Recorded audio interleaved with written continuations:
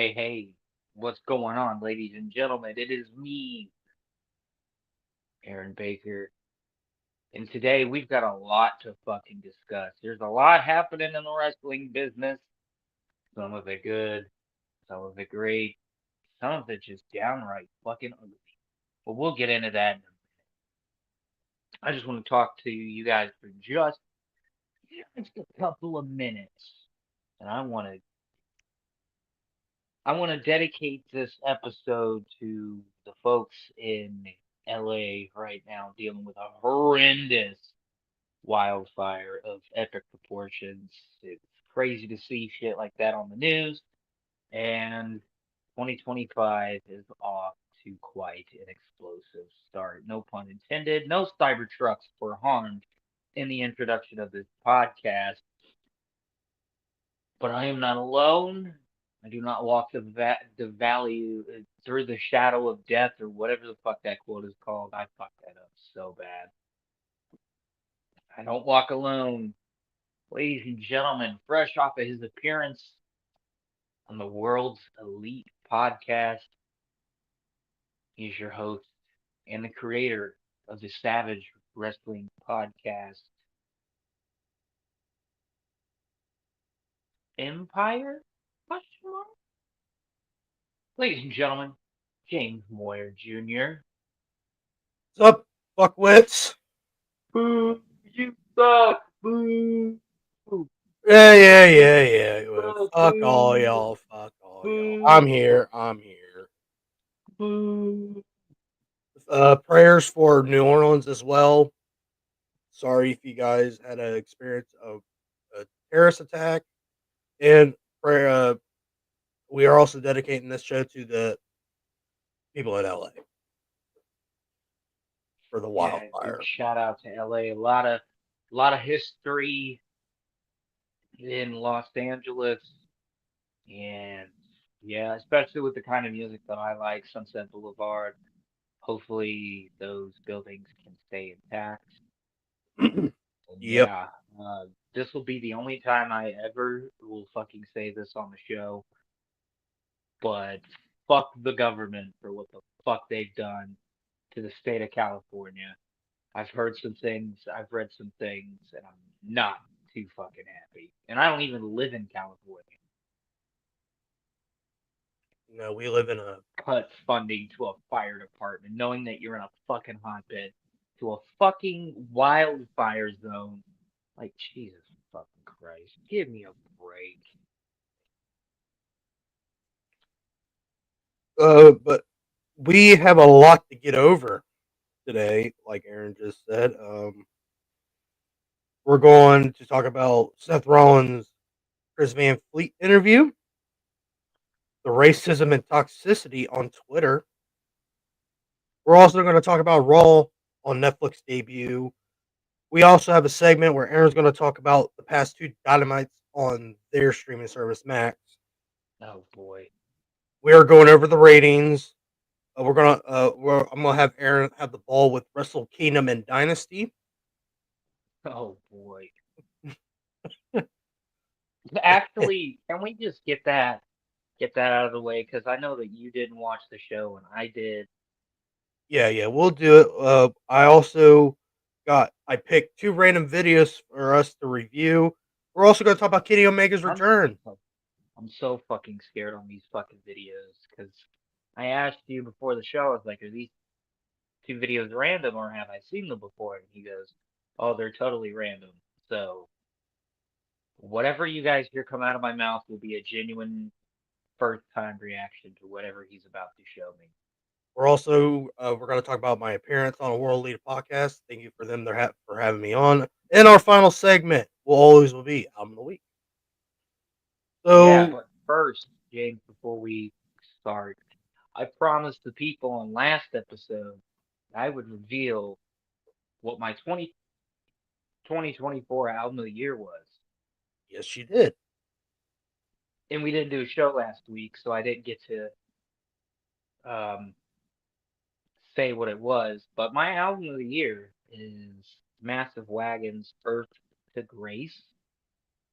really fun. This album came out in November, and instantly, like the day it came out, I was like, "Oh wow, this knocked off Sebastian Bach, Child Within a Man, crazy." There's a song on there called Night Skies. It's my absolute favorite. It's just so fucking good. Yeah, that's my album of the year. Oh wow. Uh, Yes, sir. yes, sir. You hear that, folks? That was his album of the year. Yeah, go check it out. Go buy it. Purchase physical media, folks, because we're one large EMP away from losing all of our electronics.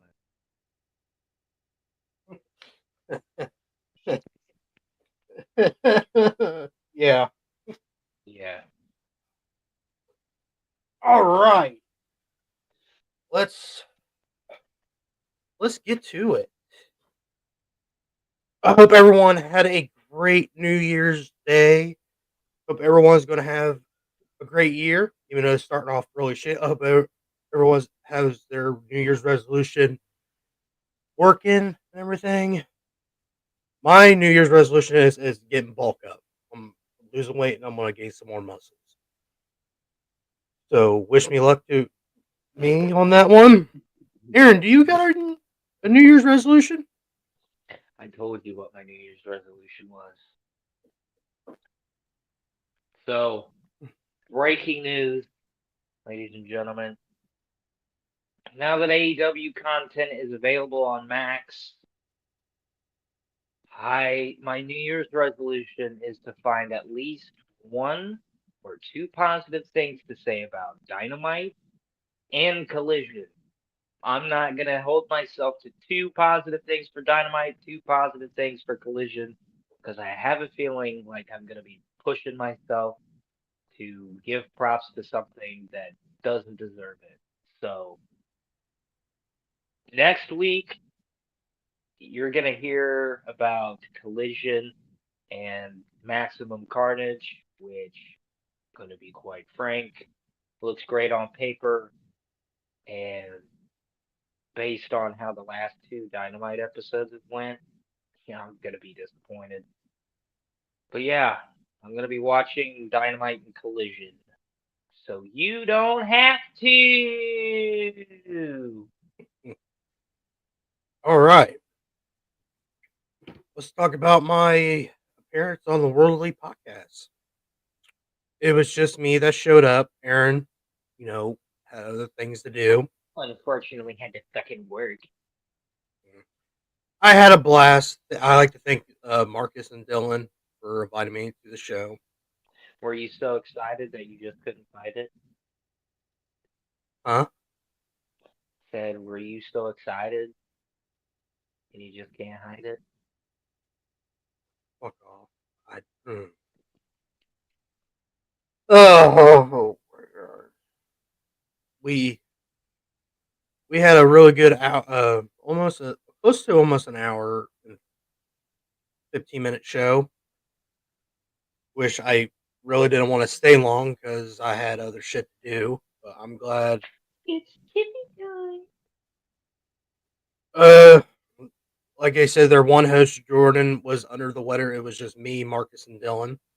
So I felt really good for being there just to help out the show and be a good host for them. Um, Also, news that they got for me and Aaron, but there is a work going on where he wants me and Aaron to be on the show. We're gonna figure something out. We'll update you all what's gonna happen. But not only No that, Way Out 2001, correct? what? It's No Way Out 2001. The show that you wanted to talk about. No, not. I'll get to that. Oh, He wants us to be on the Worldly podcast, both of us. We're going to work something out. I'll get you guys updates on what's going on. And that I've the other thing, it's just an audio thing. We don't have to be live or nothing, which I'm fine with that. I want an audio podcast about a review. Um, Me and Aaron are hoping we could both show up to this one. Um, for the audio review of No Way Out 2001, where it leads up to me the greatest WrestleMania of all time, WrestleMania 17. Um, so I'm down. That was Rock Austin too. Yes, yes, yeah, Ooh, might have to go. So wait, No Way Out 02 was when they brought the NWO, right? yes. Oh, O okay. I one have is not seen 01 O yet. one is Oh, Rocket fuck. turning the title, and Triple H versus Stone Cold in a 2 out of 3 falls. Oh, fuck me. Yeah, I remember that paper when I was Oh, little fuck me. Kurt Angle and The Rock? for the WWE title. No way. Wow, so WCW was on its way out. Mm-hmm. Wow, that's nuts. Yep. I feel like they had just had their No Way Out would have been in what, February? Yeah. So, Yeah. so, March will be the last month of WCW. so they just had to have one of their last pay-per-view, right? Hold on. No, because their last pay-per-view was Sin. Hold up here. You go right World ahead. I'll be Tag right back real quick. Title. WCW Sin.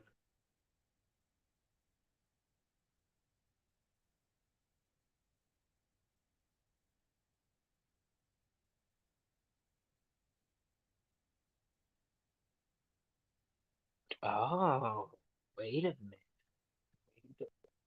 Wow. Oh, wow. Okay, so No Way Out 2001.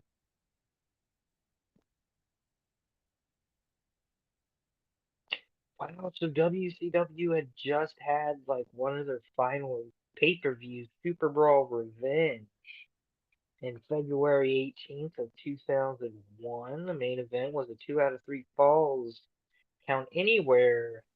Loser leaves WCW match between Scott Steiner and Kevin Nash, where Steiner retained the title, forcing Nash to leave WCW. And it featured matches on the undercard were Diamond Dallas Page and Jeff Jarrett, Ernest Miller versus Lance Storm for the position of WCW Commissioner, title defenses of the World Tag Team Champion. Hold on. Shane Helms instead of Jesus Christ. Oh wow, Sean O'Haire and Chuck Palumbo were the tag team champions. Chavo Guerrero Jr. was the cruiserweight champion. Rick Steiner was the U.S. champion.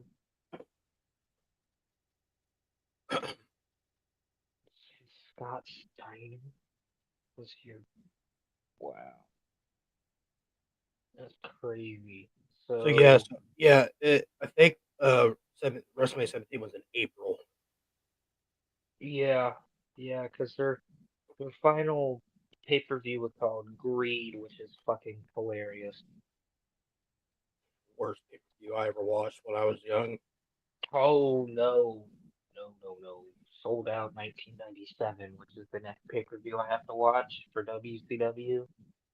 That's worse, but only by a hair. Anyways, as you were saying, I needed to figure out the timeline of events because it's a pretty troubling time for WCW, but WWF has pretty much won the Monday Night. Mm-hmm. WCW will go out of business on March 21st, 2001. If you remember, after WrestleMania is when the Evasion angles. I think it's starting right. Asian Angle didn't start until that summer. It's getting there. So yeah. because we went through after WrestleMania. We went Well, through because then we a had fucking Raw from Tacoma, Washington, where they had the um Booker T, who was the World Heavyweight Champion, taking on Buff Bagwell. mm-hmm. And that was the only WCW match featured on Monday Night Raw. And after that, they do an angle where Vince McMahon said, "I am now own WCW" by Shane. ACW. Then we went through a horrible Stone Cold heel run. Then the invasion starts. Oh yeah, Triple H blows his quads. Yeah, I just Yeah, watched that Royal Rumble. That was a good moment. Triple H Anyways, blows his we're quad. getting on a tangent, James. We're Yeah. talking. We were talking about No Way Out 2001. What are we doing? We're going to review Audio. it. We're gonna audio. We're gonna. It's an audio show, so we're gonna review it as we watch Ooh, ooh, that could get dangerous.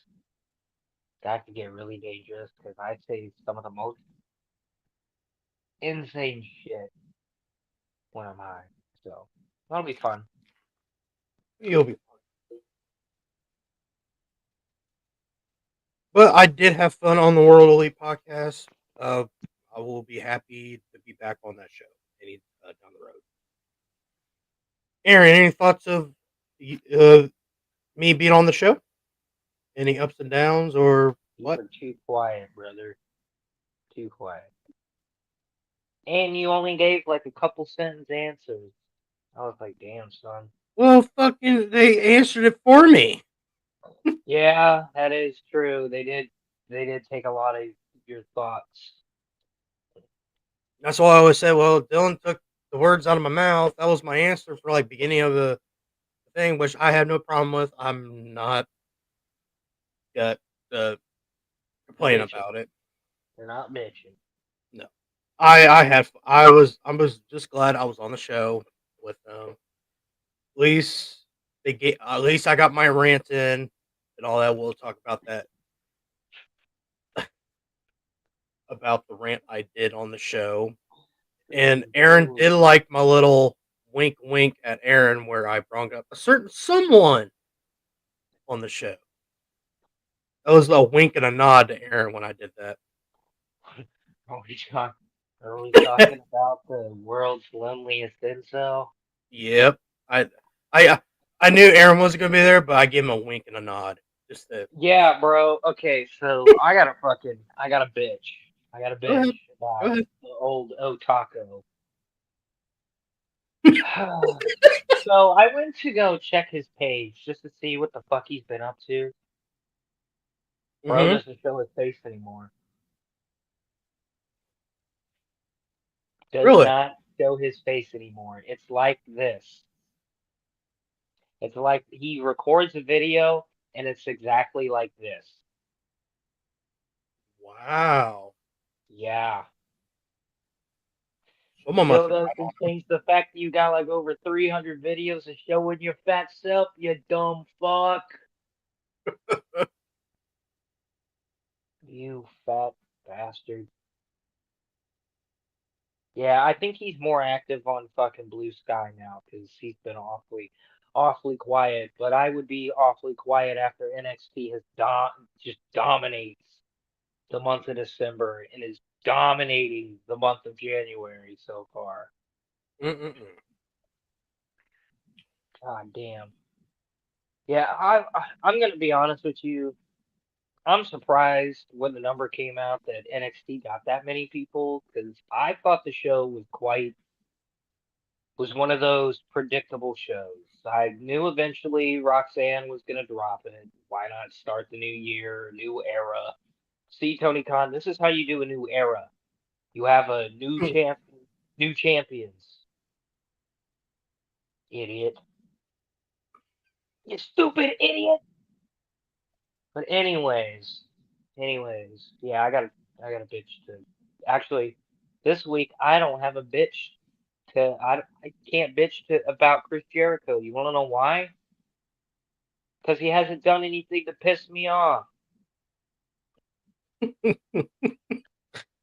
Yet. Yes. There's Yeah. still there's still fucking collision. I gotta sit through Dak Harwood and Jericho because apparently the learning tree is feuding with rated FTR while Cope, which by the way, I haven't been able to give you my thoughts on that fucking name change. I think it's fucking stupid.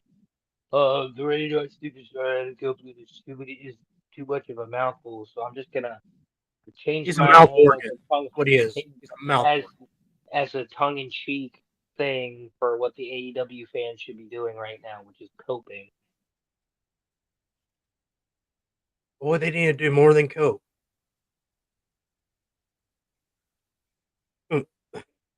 Being on a suicide watch. But But let's anyway, move on. yeah. Anyways, the NXT New Year's Evil was like one of the most predictable shows. I'm really glad that they're finally doing something with Lexus King. I actually kind of thought that Charlie Dempsey was gonna win the Heritage Cup and they were gonna fuck my boy, and they didn't fuck my boy. My boy got the dub, so congrats to him. But Oh, but very, very disappointed in the Rock's promo. It was kind of like a man. I've never been in an NXT arena before, and well, I'm The Rock, so I get to drop a couple of F-bombs on the CW. I'm not gonna drop one, not gonna drop two, I'm gonna drop three to them some bitches. But there was one thing, he was in the final boss character, which is like, okay, it's you like gave it us was the dubbed final down. boss on NXT, but we couldn't get the final boss on Monday Night Raw on Netflix. Like that was weird. But yeah, we'll get into that shit here in a minute. Let's continue. All right. Um, Have you watched the Seth Rollins interview on Chris yeah, Van Fleet? yeah. What's your thoughts? While I get the videos ready. Uh, I'm gonna pick a couple of videos. honestly, I don't know. I was just like, oh wow, CVV had Seth Rollins on. Not really a big fan of Sheamus, but I'll listen to Seth Rollins. Okay. I got a video here where he doesn't really like CM Punk, which I think is a word. I don't give a fuck. Oh, this was kind of shortly after Raw on Netflix, so he could be like working the angle. Probably, but yeah. We're gonna bring it up on why he really does not like CM Punk. Seth Rollins, CM Punk, first Raw on Netflix. And man, these promos have been something else. Yeah, they've been interesting. They've been interesting. I mean, it's just these are promos. These are things that I've thought about saying publicly for a long time, and things I've wanted to say to his face for a long time and haven't been able to, or have said privately. You know, occasionally I would get asked about him over the years, and you would see some of it slip out. But most of the time, I just never wanted to acknowledge his existence because he was such a I mean, he really was just a cancer to my career for many years while he was gone. He an intentional one, you know what I mean? He was a parasite. He really just wanted to it seemed like every time he could take a pot shot at me or the company, he was trying to. And so I never wanted to give that credence because I just kind of looked at him as like a troll. I'm like, I don't want to acknowledge these things because then it looks like they matter and they don't. But it did bother me internally, because we were trying, dude, that roster from like, I mean, he leaves in 2014, right? I think like we were hustling, dude. We were trying our damnedest and we were given garbage a lot of the time and we were making the best of it. And like, he was in a position where he'd made a bunch of money and could just dip and go. And there wasn't an alternative. AEW didn't exist at the time. There was nowhere else to go. Like, what are we gonna do? Just pack up and leave because CM Punk's feelings were hurt? Because that's what he wanted from guys. He didn't want people who were his friends to stay and work for the company because he felt like it was like it's some sort of betrayal to him. And I'm like, dude, A, this is my dream job. B, this is how I earn a living. And like, I'm trying to get to your level. Like, I don't have the luxury to just quit. I can't go anywhere else and get paid this kind of money. Like my career, I don't get to work till I'm 60 either, you know? So it was one of the most selfish things I'd ever seen out of a human, like leaving the way he did, and then kind of like expecting other people to follow him, and then like taking shots at the place from a distance when he wouldn't even explain to his friends like why he was so resistant to continuing that friendship. Like I never got an answer out of Were him. you friends up to that point? Yes. Like we were friends till he left, you know, and we had a mentor-mentee kind of relationship, you know, at that point, because I was a lot younger. So like I didn't push. I sent him some texts and called him like after he left, but I wasn't like comfortable enough with him to like, because we were peers, but you know, he was here and I was here. So I didn't want to like push that envelope. So after a while, I just let it go. And then even over the years, I reached out to him a couple of times to try to like engage and just see where he was at and if he was interested in coming back. And nothing, no response, except whenever he would get a chance, he would just talk as much crap as he could. And so, yeah, I had all of this stuff bottled up for 10 years to finally be able to get out there on a microphone and say it. And it's probably not even articulated the best it can, but there's just so much real, I mean, hatred's a strong word, but it's as close to hatred as you can get. Like Animosity? resentment, animosity, like just anger, you know? I mean, it's really palpable. I think, you know, the reason people attach to the promos is because they can see that there is, you know, real emotion behind them for me. And so I'll be it's a very cathartic experience for me. I'll be happy to kind of just like get that physicality out on the 6th and hopefully be done with it. Did you ever think CM Punk would come back to WWE? You know, when he joined the broadcast team on Fox, when they were doing that backstage show, Yeah. I think it was, I thought to myself, okay, maybe there's an opportunity here. And then when he joined AEW, I kind of thought, you know, maybe he'll have like a Twilight run here. But there were then a lot of times where I just thought, you know, because it wasn't like, you know, I know he makes it out like he didn't really like the other guy that was in charge. But the truth is, he didn't really get along with the current guy that's in charge either. You know, that wasn't like they were pals as well. So I think that even when Triple H took over, you know, I didn't think there'd be an olive branch to be had. You know, so kind of 50-50, but I would waver more towards no. I never thought it was going to happen. And you weren't told he was going to come back at Survivor Series? No. No, that was a bit of a surprise. You didn't look very happy. You know what I wasn't happy about was, you know, Randy had just come back from a long hiatus. That was his moment. It was a great moment. I mean, the reaction for him when he came through the curtain was unreal. And you know, we went out there, there was 10 of us out there, and we went out there and had a hell of a contest.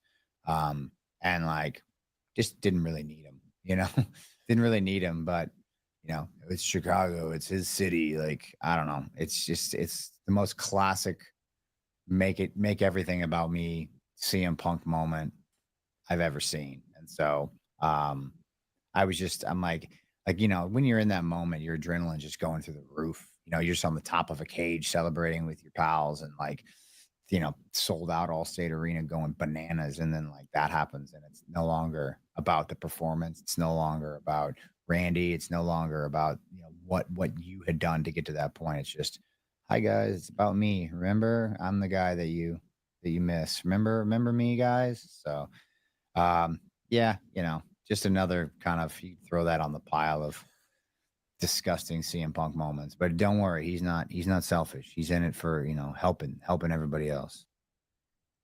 Right, Aaron, what's your thoughts on it so far? Um, if this was put out before Raw on Netflix, I would be like, yeah, totally like working the. Honestly, I think whenever this was recorded, obviously it was before that Raw on Netflix, so he was probably biding up the whole, the whole story. But I also do think that there's actually genuine animosity towards CM Punk. Seth Rollins falls in a group with a group of people that don't like CM Punk and just want to watch him fail. Hmm. Oh well.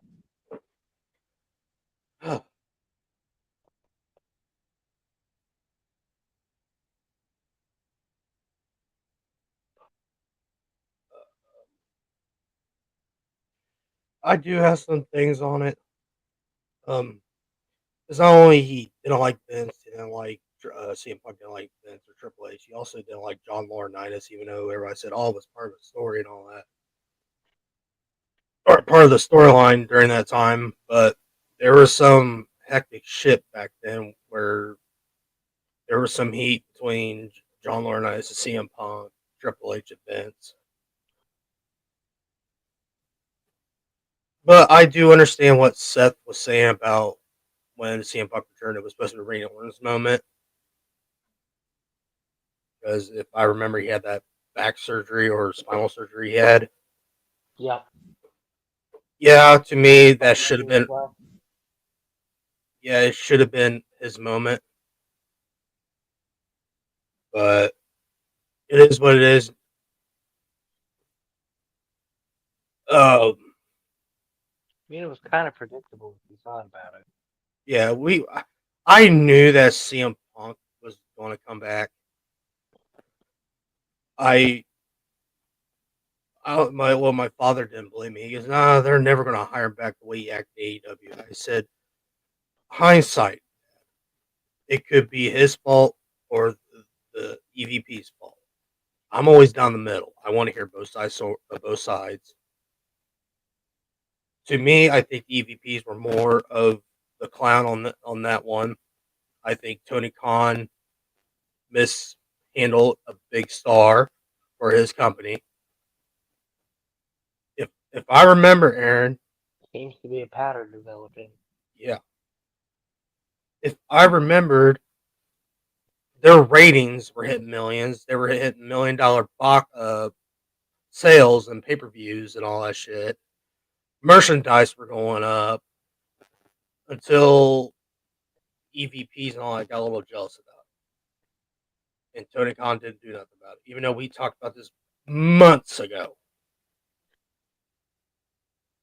I can see why CM Punk went back to WWE because Vince is not there.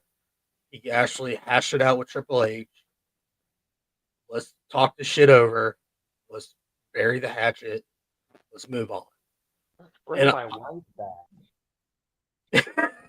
yeah, even though WWE did the shittiest thing where they did fire CM Punk on his wedding day, Vince even apologized for it on what was it on a Stone Cold podcast when that happened. I When he think so. apologized. Yes, that was kind of shitty. But The what story's Triple not. H, yeah, but what Triple H is doing, he wants to bury the hatchet with all this shit. So, also a good thing about CM Punk in WWE, he can help develop stars. I love that CM Punk's back because he can help young stars in WWE. That's what he was trying to do in AEW. But But it's real glass. Cry me a river.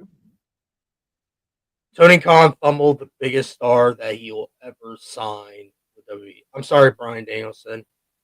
Sorry. Yeah, you could tell that Brian was on the twilight of his career. Yeah. Same thing with Edge, Hope. Chris Jericho. Nope. Well, Chris Jericho did had a good run from the beginning. Yeah. Till Yeah, I he, just watched his match with Omega at Double or Nothing 2019. yeah. Yeah. You know, I could understand Rollins upset about it, but I agree with you, Aaron. I think this happened before the Netflix thing, where he's working on the story and all that stuff. Yeah. But there's been like how Drew McIntyre hates CM Punk, but there's pictures surfaced where CM Punk and fucking Drew were talking together. It's whatever. Also Seth Rollins mentioned about the heist of the century, where Yes, sir. to where I'm gonna pull that up, where he's talking about where he cashed in on WrestleMania. I kind of want to hear that story.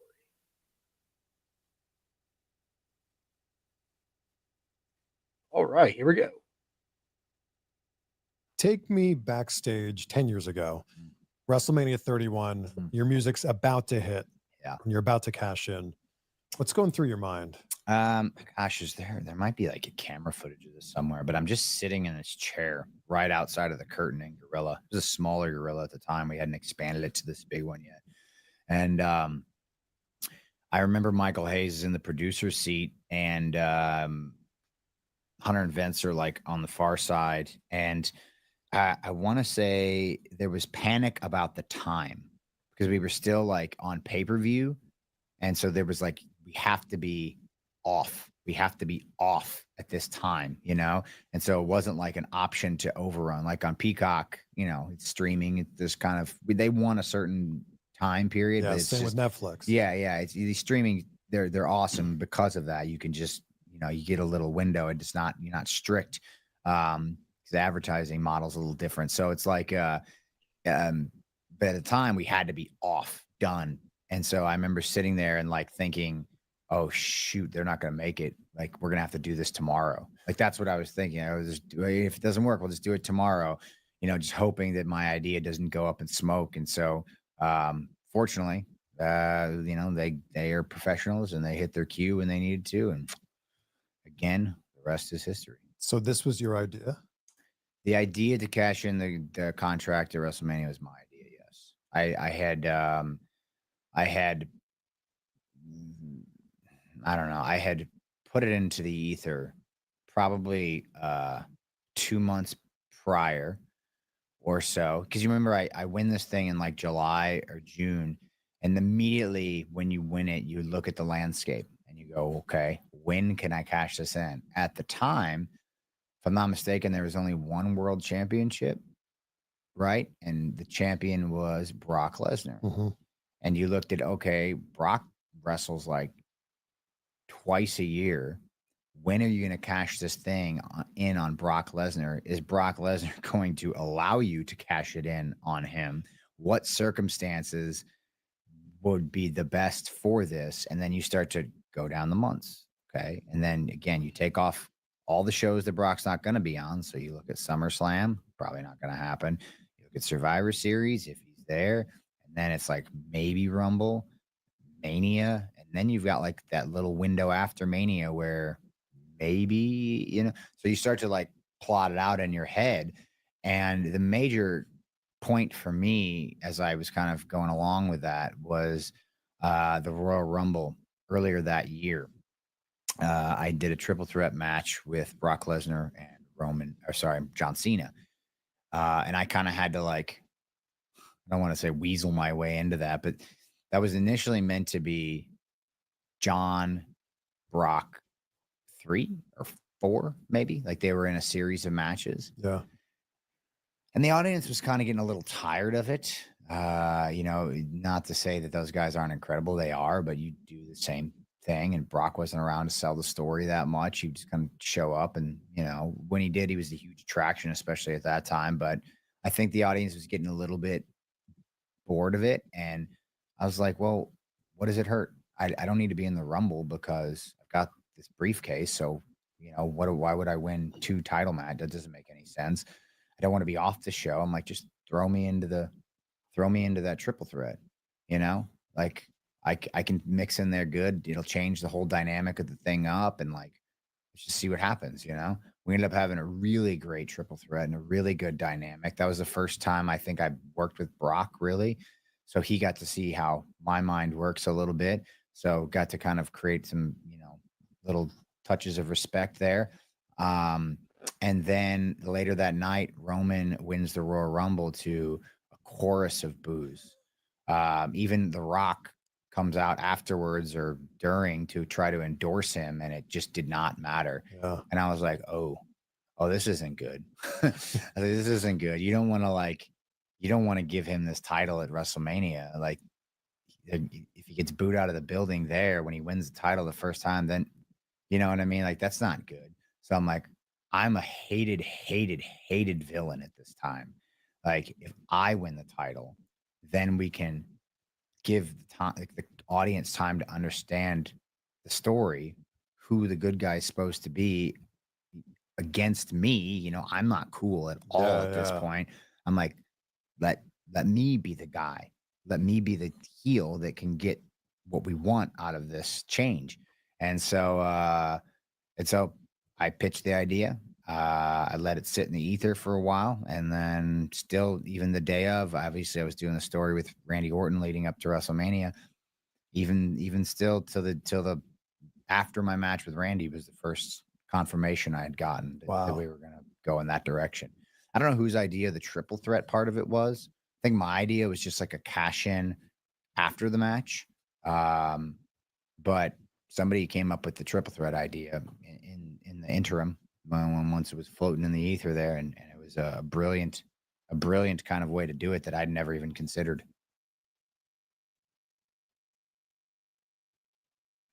All right. What's your thoughts on his idea for the triple threat? One of the greatest WrestleMania moments of the last 10 years.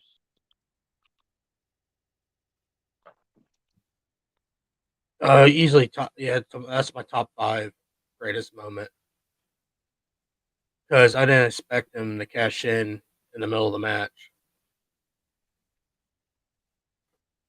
Nobody did. Yeah. I watched that thing live, and I was like, "Oh my fucking god, what the fuck?" He's actually doing it. I got one more video. He ends up talking about Cody Rhodes' torn pec. He does talk about blah blah blah. But I want him about the Shield. Are you down for that? Sure. What was the original pitch they gave you for the Shield? None.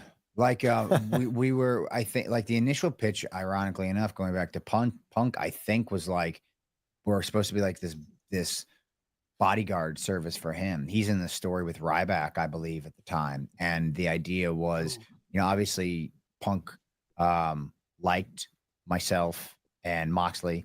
And I think Chris Hero actually was his pick at the time to be the third guy, because he and Chris had a long history.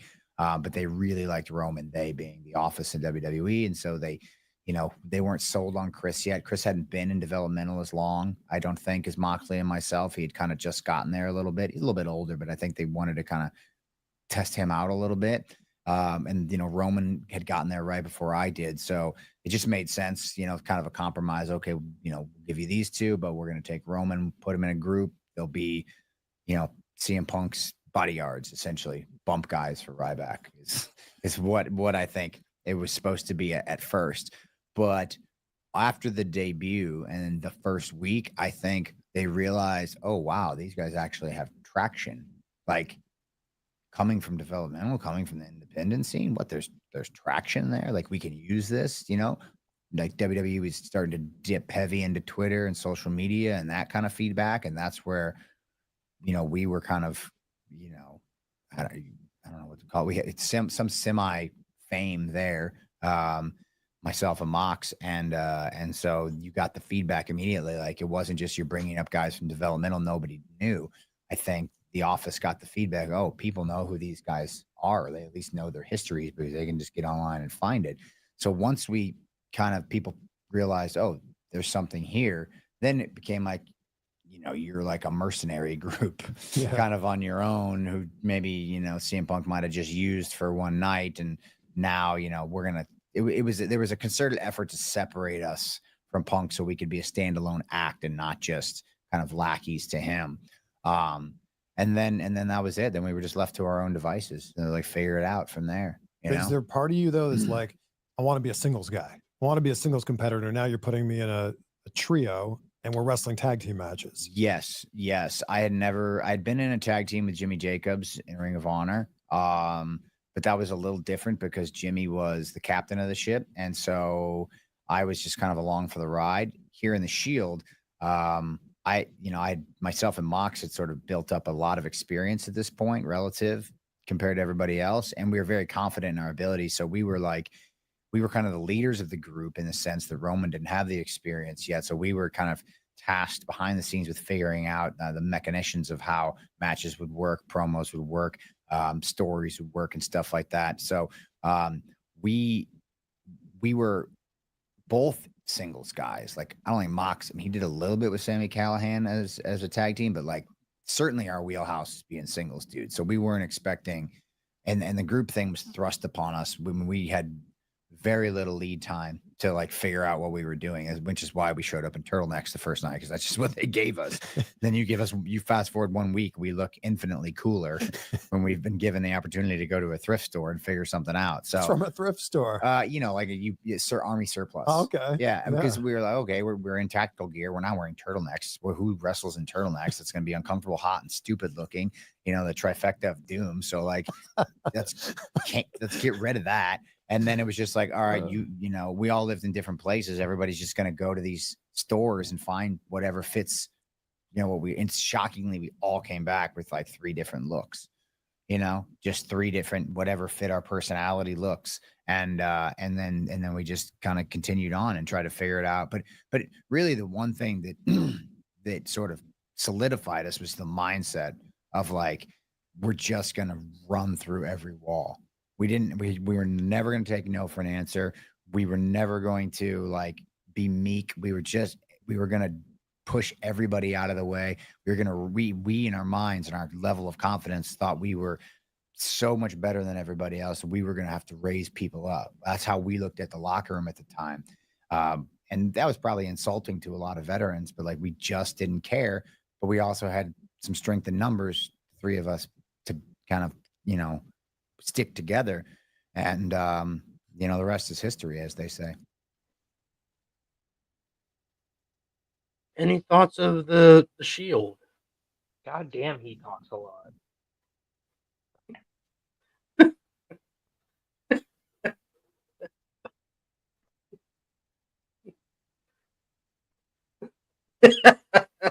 I'm just saying. Like, he was like, what was the original idea of the Shield? Oh, well, and then we went to an army surplus store, and wow, wouldn't you know, who won the pony? We all came back with 3 different looks. Bam, What's your thoughts on Chris Harrow? Was supposed to be the 3rd guy.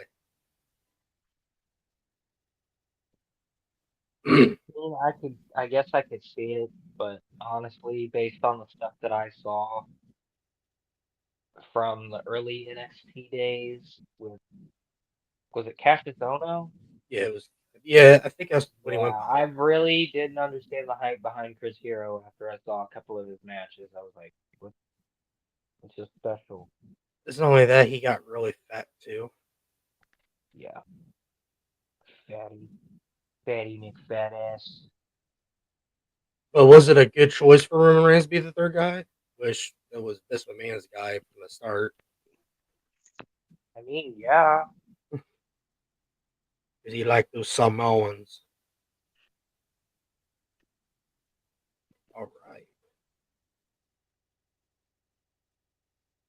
All right, Aaron. Let's get the fucking move on. All right. Ready? Me and Aaron were just we talked about this before we started. I kind of stumble on into a racism drama yesterday. Oh fuck. Okay, hold on. Can we talk about Wrestle Kingdom and Wrestle Dynasty before we talk about this racist fuck? Yes, we'll talk about that first. But after that, I'm gonna explain what the fuck happened. But go on, Aaron. Talk about Wrestle Kingdom and Wrestle. All right, so my review of Wrestle Kingdom is going to be quite short. Basically, I remember that the show was happening because I ran into a Kenny Omega tweet about him having new music and a new video. Oh no, it was new music and I think new attire. And Stay Tuned Tomorrow, which at the time was Wrestle Dynasty. I'm like, oh shit, Wrestle Kingdom's on this weekend.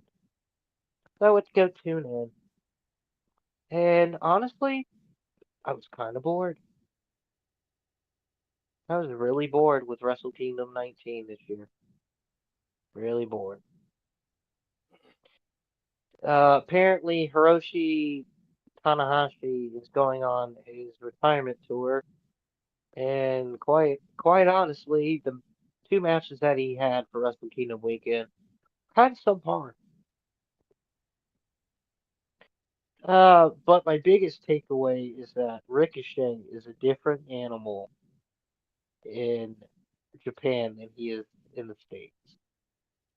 I don't know if it's because of what we saw at World's End or where Swerve made everybody throw the toilet paper at Ricochet. I thought was pretty funny. I also thought that the spot with Okada smacking Ricochet in the back of his bald ass head was fucking hilarious. But my review mainly is for Wrestle Dynasty because it had a lot of AEW talent, and I was like, okay, I want to see the Bucks. I want to see Kenny. Well, what sold me was Kenny Omega's return match. I was like, you know what? I don't give a fuck about this show, but I need to see this Kenny Omega return match. And then there was Konosuke Takeshita, who had match of the night, in my opinion, at Wrestle Kingdom. I forget who the fuck he took on, but Shogo. yeah. Um, yeah, he had match of the night at Wrestle Kingdom, and then he took on Shoto Umino, I think. Yeah, I don't fucking know. The fucking bald guy that fucking John Moxley always ends up fighting at some point. You know what I'm talking about. I forget there were and then there was one other specific person. So I stayed up for both of these shows. Well, mainly Wrestle Kingdom. I stayed up for the entirety of the show because I've been on a third shift sleeping schedule for a while, so if I take a nap in the middle of the night, not the middle of the night, it's called sleeping. If I take a nap in the middle of the day, then I'm going to be up for the rest of the night, so I didn't have anything better to do. So I watched Wrestle Kingdom. But for Wrestle Dynasty, I kind of slept before and then fell asleep again in the middle of the show. I'm not lying when I tell you this. Jack Perry's match with Yota Tsuji. Again, I'm not lying when I say this. I legit fell asleep during this match. There were two matches left in the show. Jack Perry, ladies and gentlemen, legit put my ass to sleep. Here, I'm gonna play something real quick.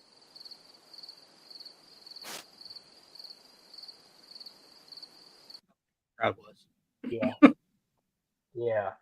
But then the next, well, in the morning, because I realized I was like, fuck, I fell asleep for the Kenny match. So I went and, oh, here's the thing. Okay, so usually I illegally stream these shows because I'm not paying money to watch them. but the streaming site that I usually use was really being a pain in the ass and wasn't letting me AirPlay on my TV because I was in the middle of playing Xbox and I like to multitask.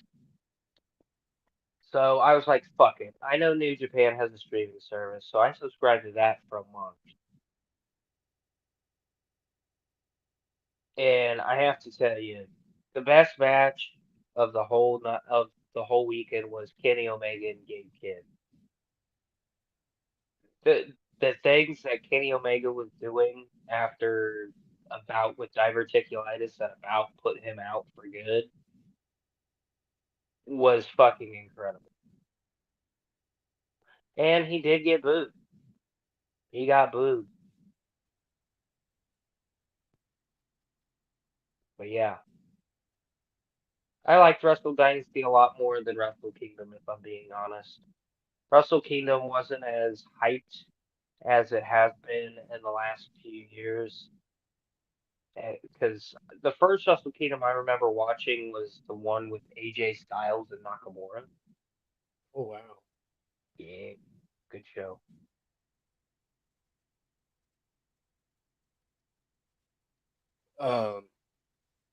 Is that the is it Wrestle Dynasty where Mercedes Moan won all those belts? I was really hoping you were going to bring that dumb bitch up. Yeah, it was at Wrestle Dynasty. Yeah, that bitch came out to no pop, Sailor Moon, all that shit. no pop, having ass bitch. And I was high while watching this show, and I tweeted at her and I said, "You used to have such an aura. What happened?" I don't know if I've been blocked yet, nor do I really give a fuck. Actually, hold on. While we're doing this, let's do a live look here. This was my thoughts on the Mercedes Moon. Titles in the world is she gonna win? Oh no, these were the belts I don't know about. Besides the two she carried. Oh my gosh, she's such a fraud. Oh well, she has not blocked me, so.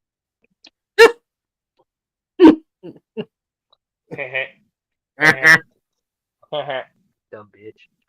Dumb bitch. Stupid little bitch.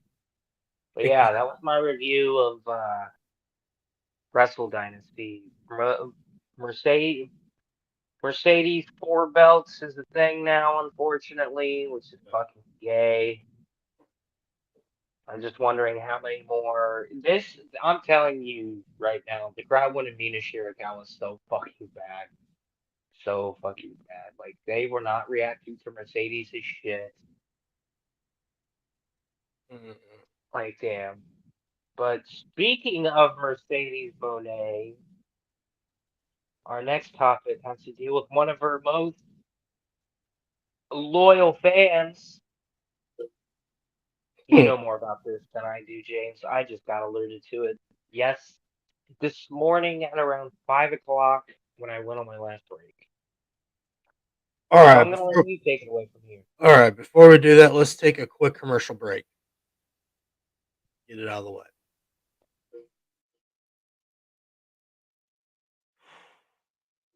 Hey, I got a quick question. This is your host from Seth Wrestling Podcast, but I got to ask you a question. Are you tired of, feeling jitter and always crashing after drinking a Monster, a Raw Star, a Ghost, a Prime, Red Bull, you name it, all of them high dollar energy drink, and you just want a cleaner energy? But don't worry, since our good sponsor here from our good buddies at DUBBY Energy, where it is a second alternative, where it's cleaner and all that stuff. Let's go through it. They have sampler packs. They have, new flavor. They got a Palm Blum, Grandpa's denture water, and purple dub sauce. But don't worry, that's not their only flavors. They got other flavors. They got a mystery. They got Kelly Cream, Push and Bunch, Big Energy, Tears, Beach and Peach, Dragon Egg, Galaxy and Dub Sludge. All fantastic flavors from a cleaner alternative energy where you don't have to crash and jitter. They do have a some bundles. They got mystery bundles. They got 5 tub bundles. They got a hydration. They have hats. They have liter cups. They even got them in sticks. They're energy drink sticks and sticks. You can take it to go without taking the big tub with you. They have new cum shakers.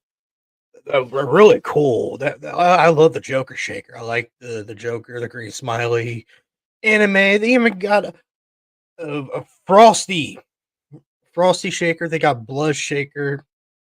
They got even a steel cup. New stickers. They even got a double bag for some god over it. Oh, they even got a white cup, and brand new shirts. They even got sweatpants. Even their energy drink comes in cans. But thanks to this, I would love to thank DUBBY for being our sponsor for today, and on our host, where you want cleaner energy, go with DUBBY's. But we do have a code from this fine place of DUBBY Energy. Get 10% off by using the code SAVAGEPOD. Please go get you a tub, man. It's a really delicious. I even bought Calio cream. That is a orange cream mango flavor. Fucking delicious. Please use code SAVAGEPOD for DUBBY's Energy.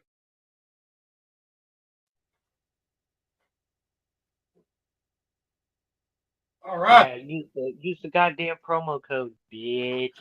Right. Yeah, what Aaron was saying earlier. Oh, about Mercedes Moan. So what time you said you seen this? 5 o'clock in the morning? I can't remember when I sent it to you. Okay, 5 o'clock. I'm not going to bring up the video because I don't want to get shut down. You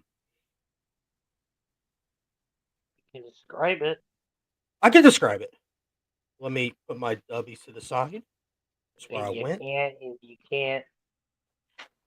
The thing is, ladies and gentlemen, that this is something that we can't really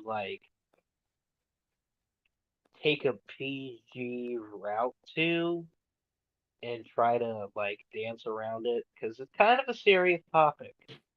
Yes, it is. Yes, it is. And let me get us drink real quick. Oh, and also, I want to put this out there right here, right now.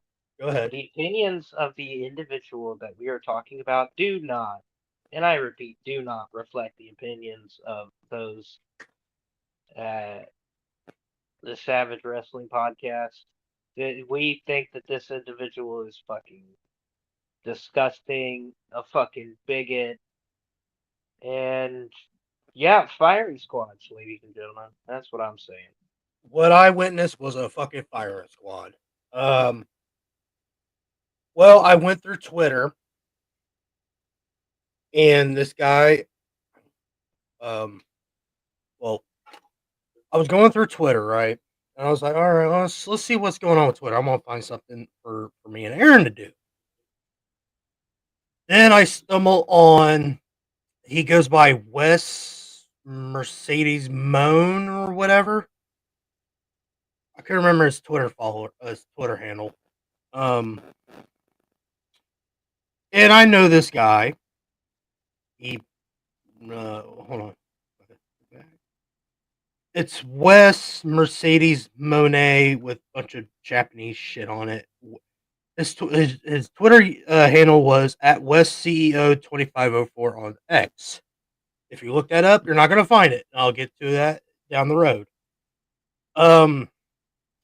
First I was going through Twitter, Then he tweeted a rating from Jesus Christ, Raw on Netflix debut, him saying that it has 664,000 viewers.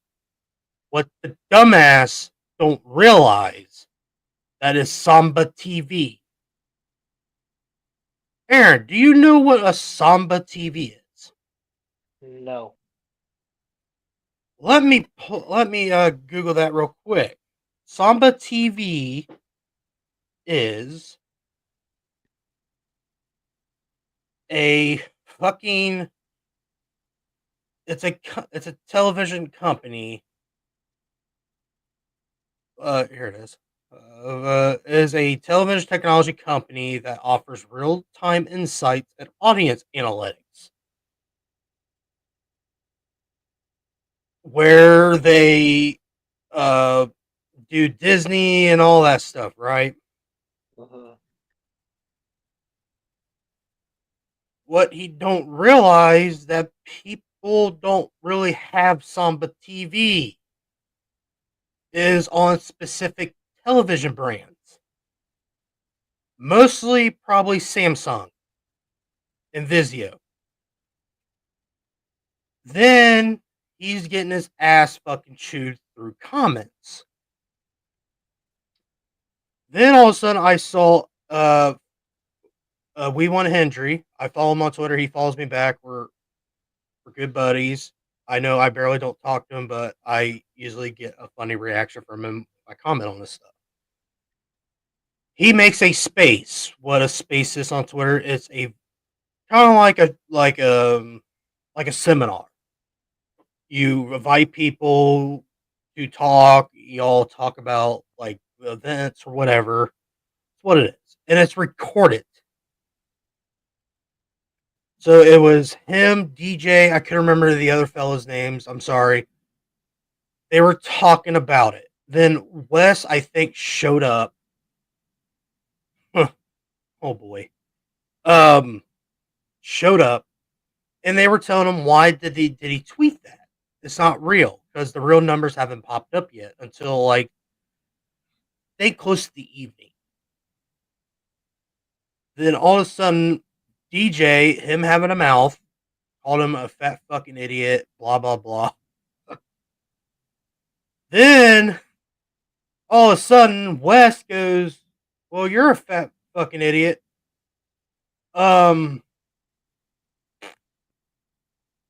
Let's just say he used a racist slur. Can I say that, Aaron? Can I say that? Is that okay? A racist slur. He said a racist slur. Or Hard R. yeah, he dropped the crooked letter.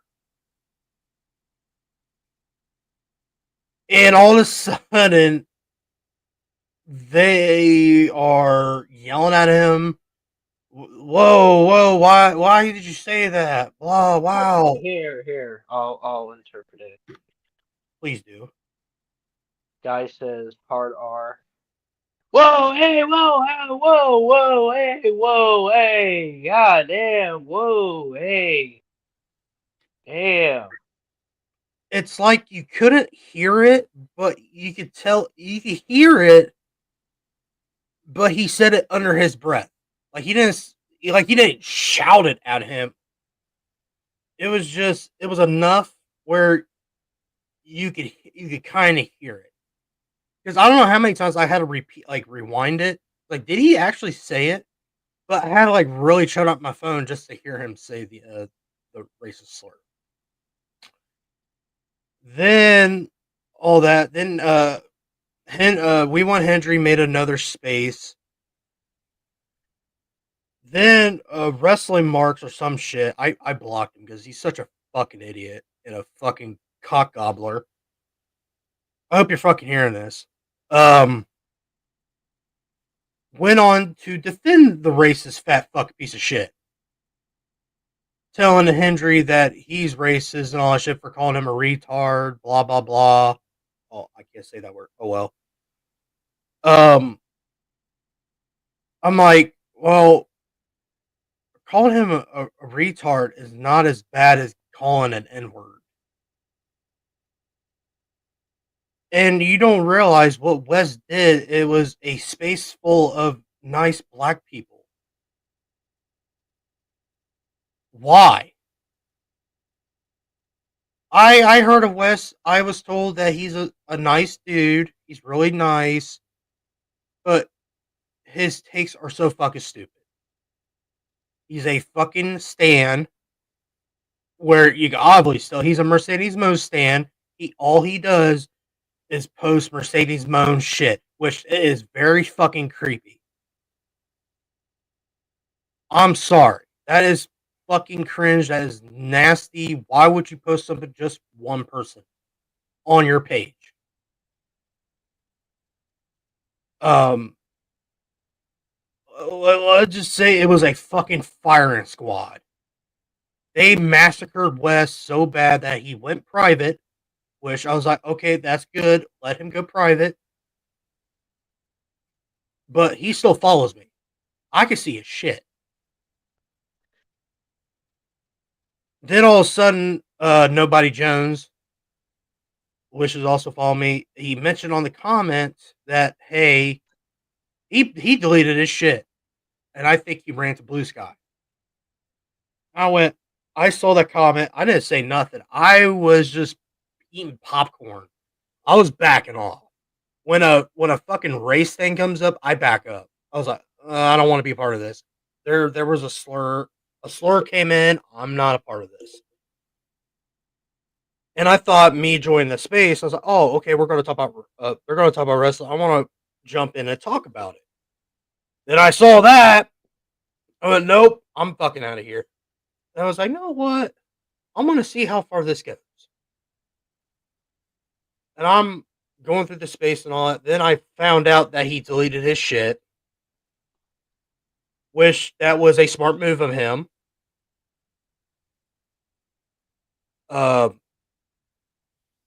Aaron, do you got anything else to say about this? Because we're gonna be in depth about this for a little bit about the racism and the toxicity on Twitter. But do you have anything else to say before I go a little further?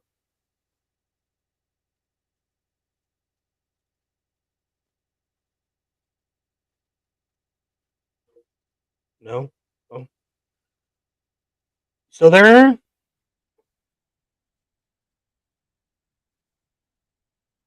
I think his Bluetooth is messing up. Um, like I'm looking through the stuff real quick. Where Aaron sent me the link to it. Like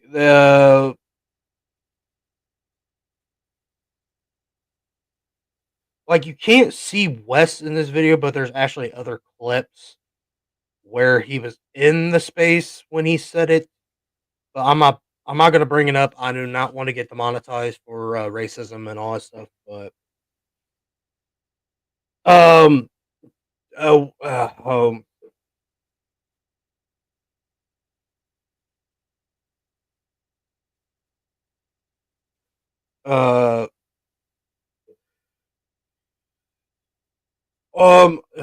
get Aaron hear me, but I think his Bluetooth is all messing up probably. But what I think of this is I think is very stupid for his spot. Yes, he is a massive troll on Twitter. He's part of the top five, with him, Real One, Air Gold, AEW Defender, um, you name it. He's part of that niche audience. A very very troll channel, a page on Twitter.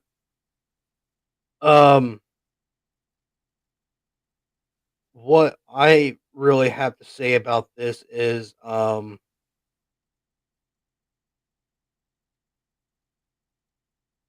it's disgusting. It's very very disgusting. I wish this whole thing will just go away. I wish everyone. Let me take this away real quick. Um, I just wish all these toxic people would just go away on Twitter. But no, we're not going to see that because people are meant to be trolls and toxic in a very cancer-like way on Twitter. It's not just Twitter; it's everywhere. Instagram, Facebook, probably Blue Sky, TikTok, uh, all sorts of social medias. Everyone is a toxic and there's always a toxic and a troll. Um,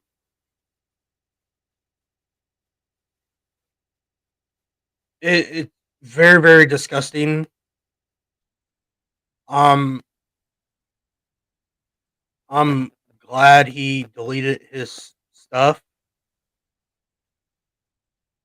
Like, I'm not joking. He deactivated everything. I mean, he deactivated his account. Everything. We'll probably never see him again.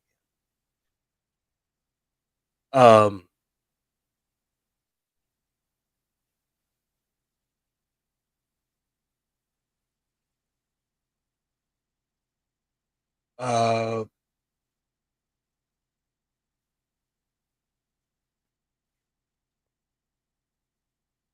it's it's just very disgusting. I'm glad he's gone. I have no other words for him, but like I said earlier, there is toxicity everywhere, not just Twitter. They're everywhere. It's everywhere. Yes, you're gonna have people like him. Yes, there is gonna be racism involved and all that stuff because that's to them that's the only way out for them to get out of a situation where they made a troll post or something wrong. You name it. But Aaron, are you there, buddy?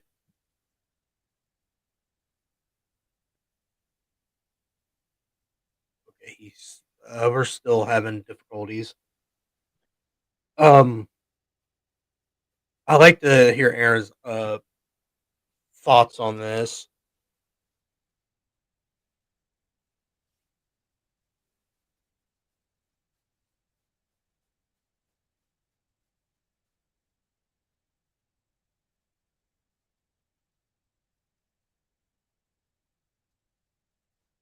But I'm not gonna bring up the video or nothing. It is what it is.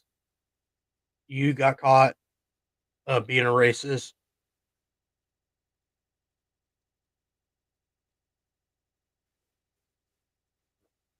Being racist is not cool. It is not.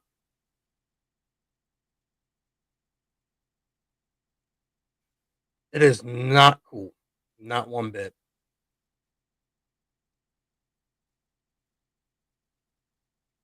Um,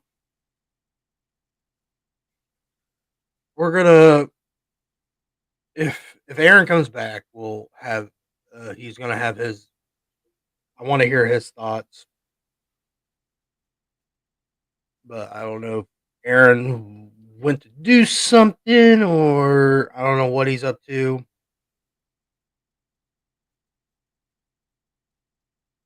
But let's move on.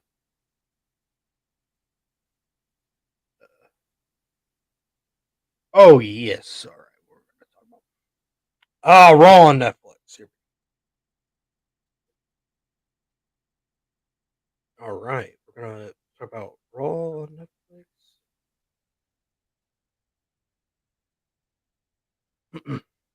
Let's see here. Uh, Raw, Raw on Netflix. Bring this up.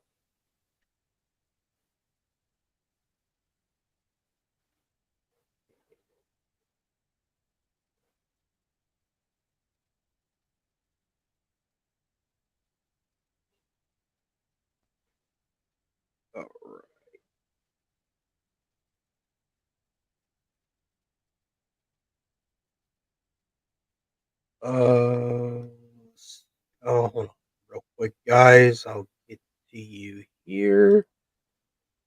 Let's do it this way.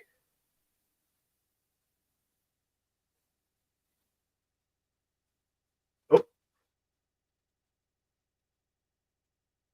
there we go.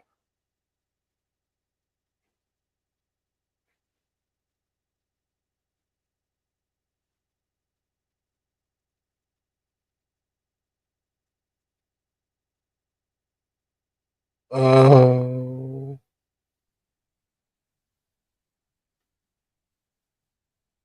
all right, got it. Okay.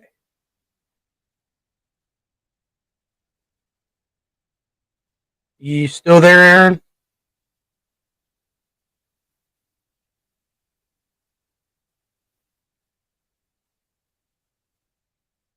Okay, let's just move on till he comes back. All right. Sure. Oh, WWE on Raw. We're gonna talk about. I'm gonna talk about Raw on Netflix debut last night. Wish it was a phenomenal show. I enjoyed it, even though I was at work when this happened, but I went home and rewatched it. Um, let's go through the cards and all that. That was during the show. We had Roman Reigns versus Solo Sikoa in a tribal combat match. CM Punk versus Seth Rollins, which that was the main event. Liv Morgan versus Rhea Ripley in the last women's standing match for the women's world title. Then Drew McIntyre versus Jey Uso. A lot was on the show. A lot happened on the show. Uh, Roman Reigns versus Solo Sikoa. It was a really, really good match. A lot of interference. Then what really threw me off was The Rock handed him the Ula Fala after the match, which everybody thought Paul Heyman was going to turn on him, which I didn't really see it. Um,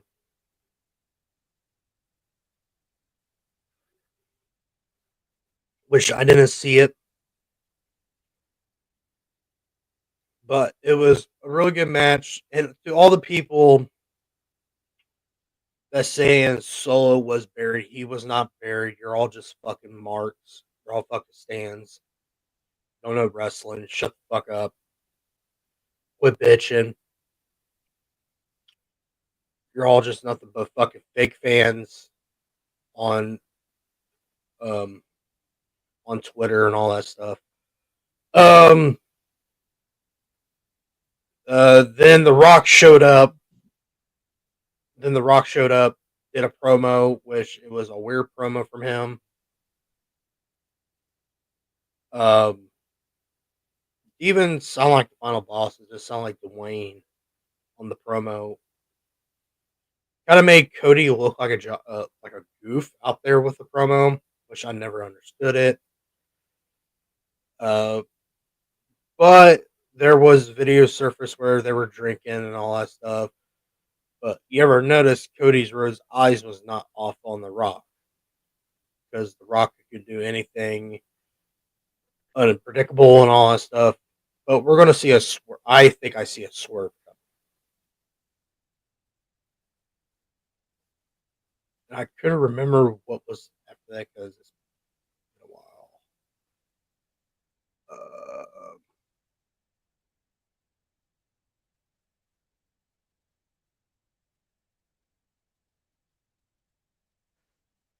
then Jey Uso versus Drew McIntyre was an all right match.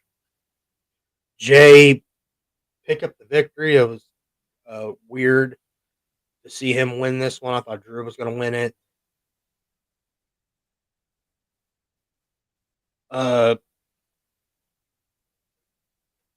John Cena comes out to do the final farewell tour. Declares to the Royal Rumble. But I do not see him win the Royal Rumble. I see him compete in the Elimination Chamber. I don't know who's going to win the Royal Rumble this year. Let's see if it's going to be a surprise. Not obvious. Um,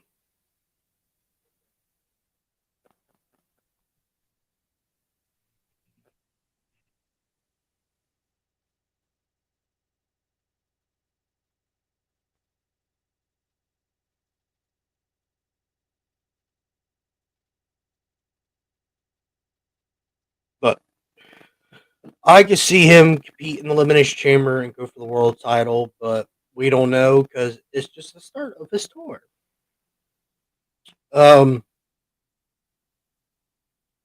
Liv Morgan versus Rhea Ripley for the last women's standing match. Rhea Ripley won. I was on the World Elite podcast. We were talking about this match. This rivalry is not going to end, but they're predicting that it's going to be a triple threat match at WrestleMania with Becky Lynch returning at the Royal Rumble.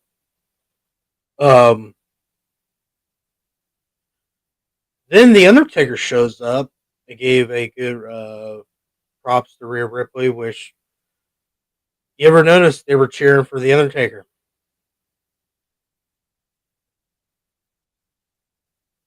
Then Hulk Hogan shows up. Oh, Hulky.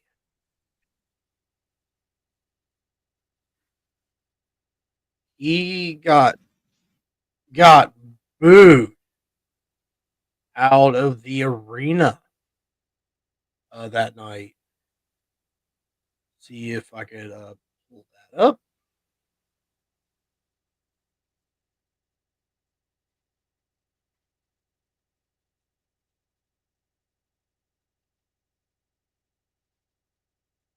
He got booed out of the ring. So let's play this little clip. The greatest part of my life was being part of this great WWE, guys.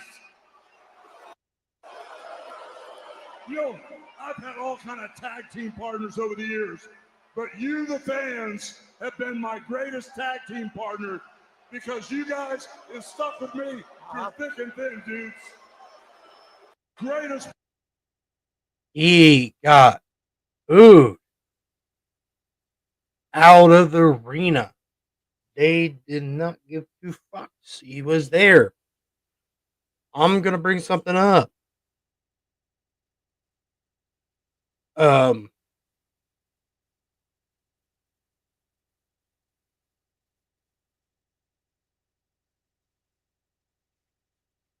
It was not about politics.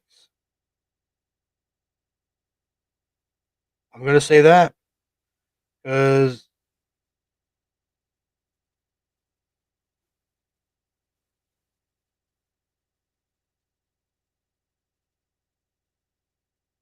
the reason it's not politics because they would have booed Undertaker. They would have booed the Undertaker because he was a Trump supporter. I hate to talk about politics. I think politics is a very toxic conversation. It's very toxic.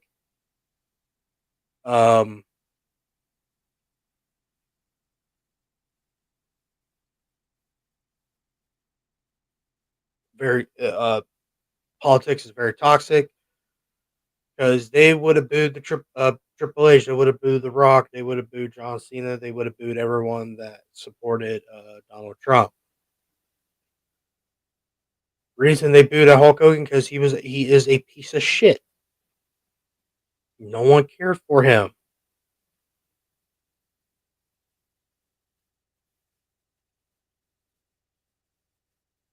No one didn't care for his return. No one cares about his promo. No one cares about his shitty beer.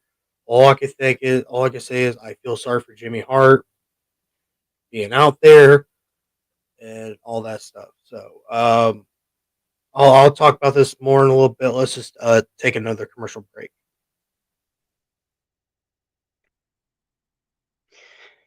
Hello, my fellow Americans. It is your president. It's the Donald Trump. And I'm here, just kidding. It's actually me. I got tired of that voice pretty fucking quick, but men, are you tired of wearing the same old band t-shirts all the time? Because I know I am. I get tired of wearing my Misfits t-shirt all the time. And are you looking for an apparel company that is gonna make you look fucking badass and it can also get you laid? That's right, ladies and gentlemen. We are sponsored today by Reaper Apparel Company. I have bought, my apologies. I may or may not have failed English, and I'm also a little bit stoned. I have bought two things from Reaper Apparel Company, and I actually three things. I forgot my little sticker. And the line that I really like is the Fragments of the Past line. It's like a big ace card with a skeleton hand holding a heart and a bunch of symbols. That yes.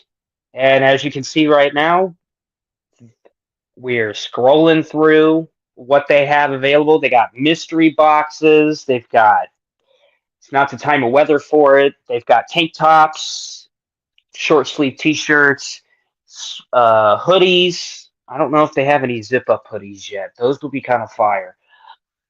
And flannels. And I know for a fact that they've got beanies. I gotta get mine ordered.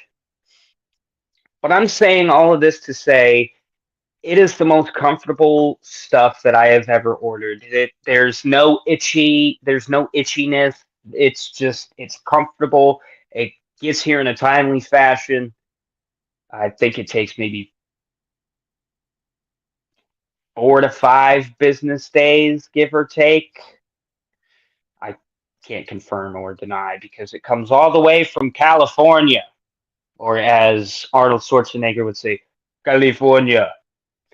But anyways, you just go buy yourself a hoodie or a flannel, or hell, they've even got fucking sweatpants. It's gray sweatpants weather, fellas. You want to show off you got that thing? They got the color for you, and you can look like a badass while doing it, while having that thing swing around.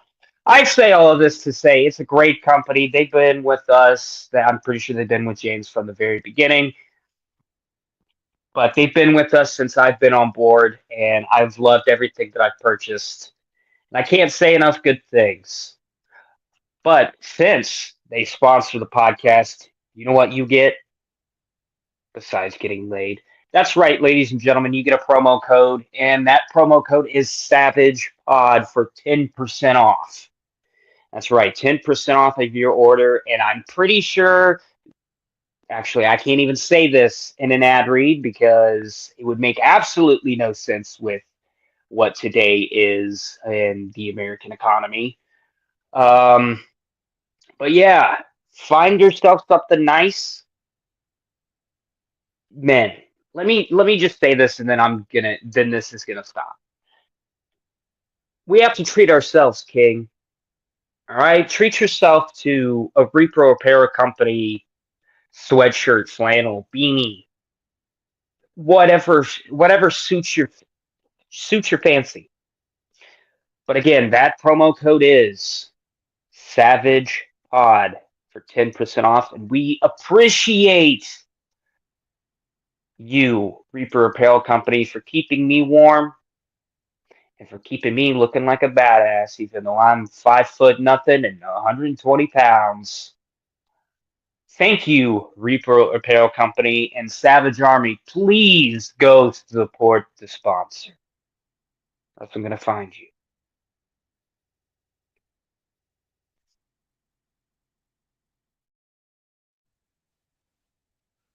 Welcome back, everyone. Um, uh, hang on real quick, everyone.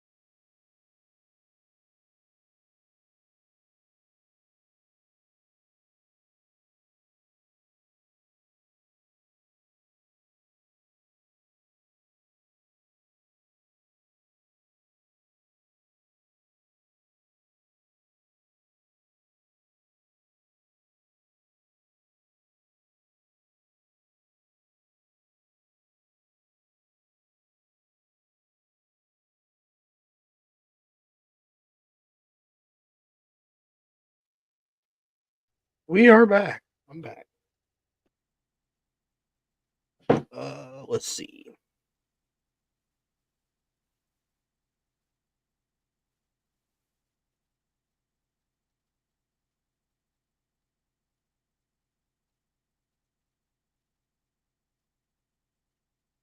All right.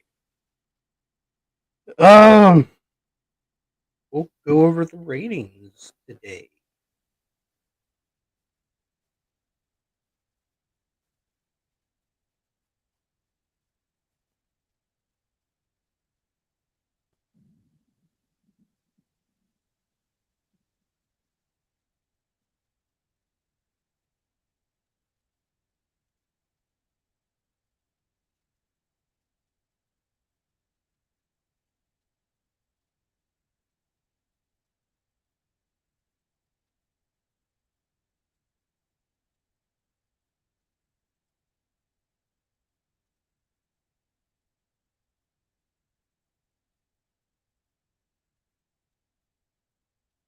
Well, I'll be damned. He didn't delete a shit.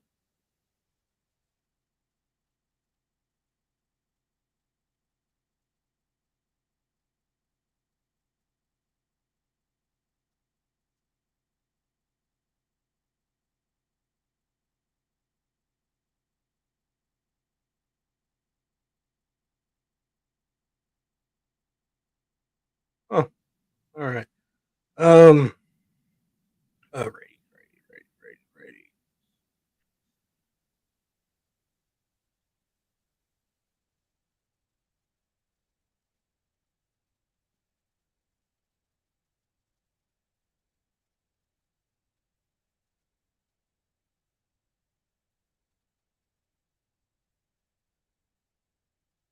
Monday Night Raw on Netflix hit a 2.6 in the United States, and in global they hit 4.9 mil, which that is phenomenal. That is great for a debut for them. NXT New Year's Evil drew a 957,000.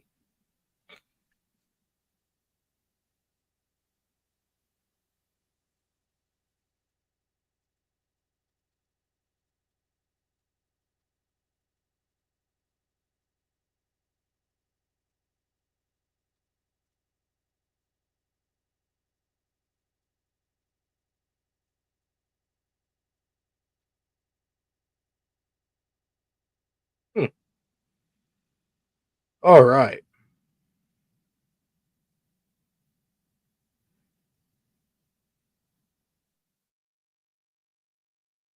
All right.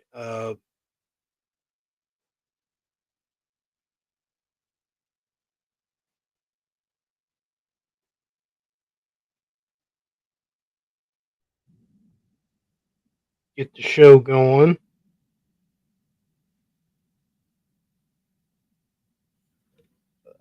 Let's see here.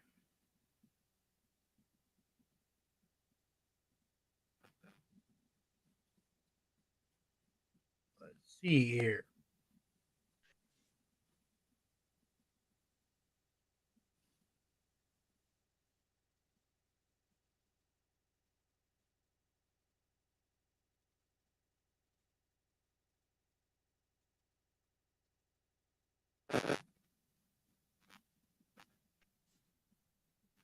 We are going to watch a couple of videos.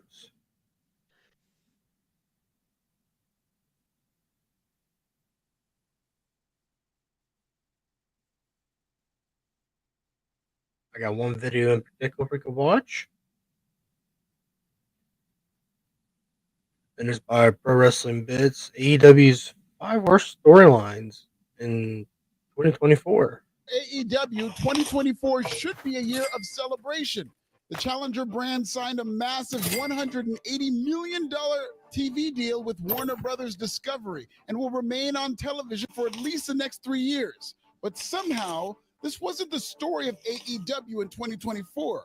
AEW's TV deal was a footnote to a series of confusing, nonsensical, and outright bad storylines with no continuity whatsoever. Even at its peak during its early years, AEW received criticism for its over-reliance on wrestling with limited stories. But in 2024, AEW is a promotion with good wrestling but terrible stories.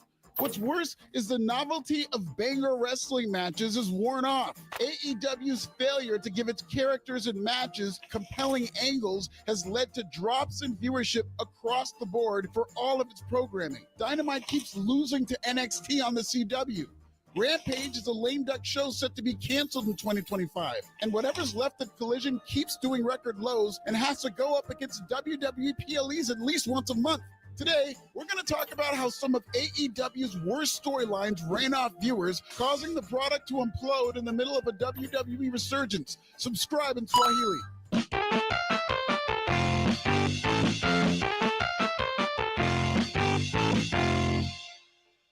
AEW's public perception is worse than United Healthcare. The only difference is AEW's CEO is still alive. Shout to Tony. If that vigilante took out TK, people would be asking themselves why Luigi Mangione murked his ugly Bizarro twin.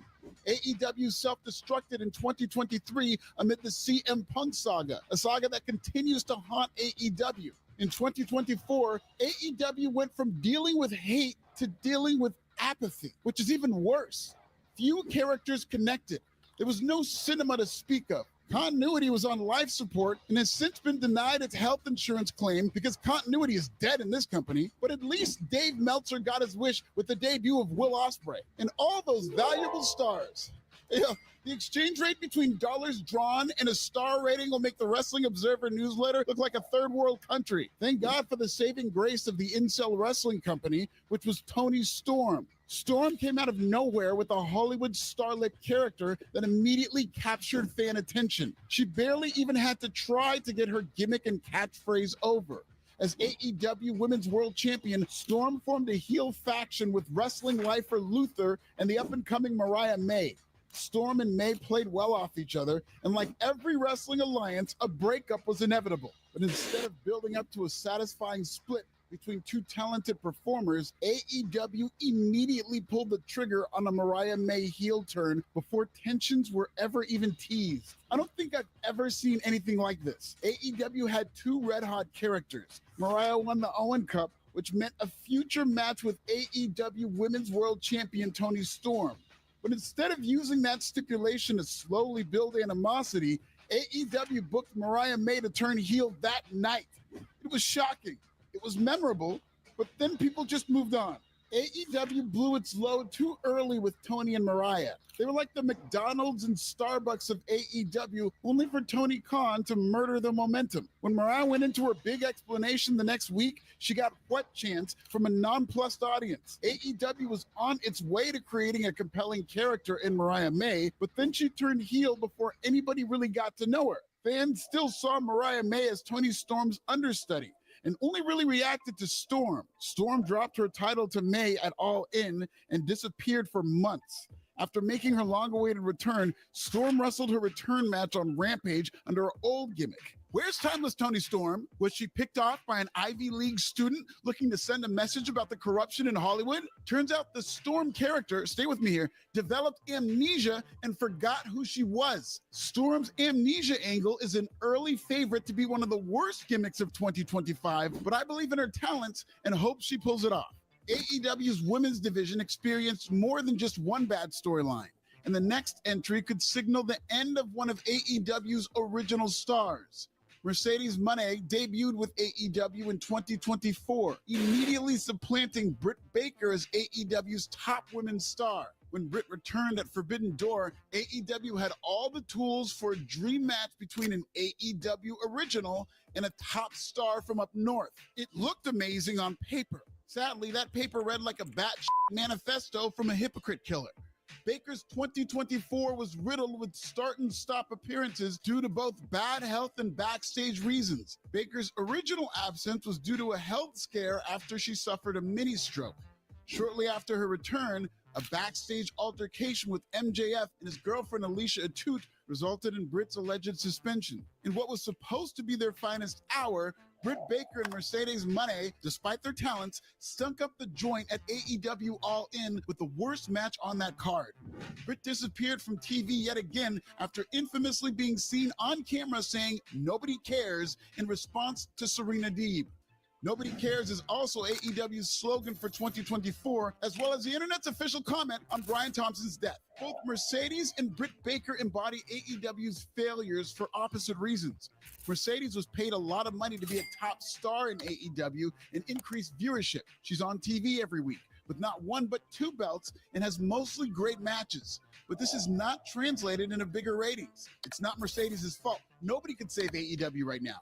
Britt Baker, on the other hand, spent most of 2024 off TV, and even when she came back, AEW's storytelling for her only major feud was so weak, nobody cared. The same cannot be said about MJF and Adam Cole, who not too long ago seemed to be on the verge of saving AEW. As Better Than You, Baby, MJF and Cole's buddy comedy was instant magic. It led to the babyface turn of MJF and some of AEW's best character development to date. But after suffering a freak injury on Dynamite, Cole went heel months later, revealing himself to be the devil. Cole formed the Kingdom featuring Wardlow. Like Wardlow, the faction went nowhere in 2024. Cole returned as a babyface after his ankle injury healed, no thanks to United Healthcare, am I right? But shortly after MJF reverted to being a heel, the two essentially switched roles for no reason, and the best alibi AEW could come up with is that MJF has always been a bad person. So wait a minute, MJF held it down for Adam Cole by defending their tag team titles by himself, sometimes even wrestling twice on the same show. And after Adam Cole turned on MJF, Cole is the sympathetic figure? Is you crazy? To make things worse, AEW overthought itself and had Roderick Strong outduel Adam Cole to win the right to face MJF on pay-per-view. We got Roderick Strong versus MJF on pay-per-view, and guess what? Nobody cared. Britt Baker's words and mine. Somebody who cares almost too much about fixing AEW's problems is Jon Moxley. In August of this year, Mox returned with the revamped version of the Blackpool Combat Club, now dubbed the Death Riders, or as I like to call them, the Whitepool Combat Club. Dean Clanbrose won the AEW World Championship with the backing of a stable inspired by a skinhead movie. It's an art imitating life storyline about Moxley showing tough love to AEW by trying to get AEW's original young core of stars to be better. I like the ambition, but this ain't it. We have a large enough sample size to gauge just how effective AEW's top storyline is. It's not. Bizarro Luigi needs to assassinate this gimmick, and if he does, all but the words written on the bullet would say, "Nobody cares." This is a similar sentiment to AEW's worst storyline in 2024. In fact, I think this storyline is the reason people were immediately fatigued with AEW's latest takeover angle, and that story was none other than the Elite's hostile takeover. Invasion storylines almost never work. And the one that did work is one of the greatest stables in pro wrestling history. So either the AEW takeover angle wouldn't work out, or if it did, everything they did would be held to the standard of the NWO. This was a lose-lose situation from the jump. AEW paired scapegoat Jack Perry alongside the Young Bucks and Okada. On paper, this should have been a hot stable, but unlike that paper the Elite was drawn on, they didn't draw. You look at two top stars and EVPs in the Young Bucks, Jack Perry coming off all that CM Punk drama, and the incomparable Kazuchika Okada. Like, what could go wrong? Everything. The Young Bucks took part in an embarrassing angle where they aired backstage footage from last year's Brawl In. This kept CM Punk relevant while showing a Spike audience footage of an AEW pillar losing a fight in real life. The streets say Punk was spotted enjoying a Happy Meal after his destruction of Jack Perry. AEW's audience fell off violently in the weeks to follow, probably because some tuned in thinking CM Punk might come back to AEW, only to realize Cousin Phil was gone for good. Okada was reduced to a comedy character with a paper championship. He barely wrestled. In a matter of weeks, the Young Bucks' authority was easily muted by Christopher Daniels, basically a substitute teacher who was hired remotely by Tony Khan. The end. That was the story. It sucked. And not only did AEW not learn its lesson about hostile takeover storylines, they followed up with another one just months later. And it was so bad, it made this list like we just talked about. AEW in 2024 was nothing short of a disaster. The more I watch AEW, the more I fear that all that money will just buy more time to fuck up on national television. When people see one wrestling company streaming on Netflix and the other on the WBD circus station, it'll be impossible to take AEW seriously as competition to NXT, let alone Raw or SmackDown. I don't know what AEW needs to turn it all around, but sadly, I'm pretty sure that nobody cares. Will AEW shake it off in 2025? Should the feds free Luigi? Tell me in the comments. Where All right. There's one video.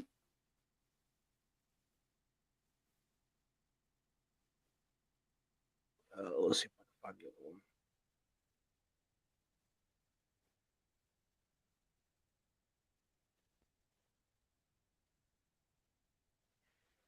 This one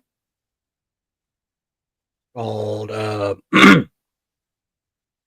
Dave Meltzer's Top Fuck Up.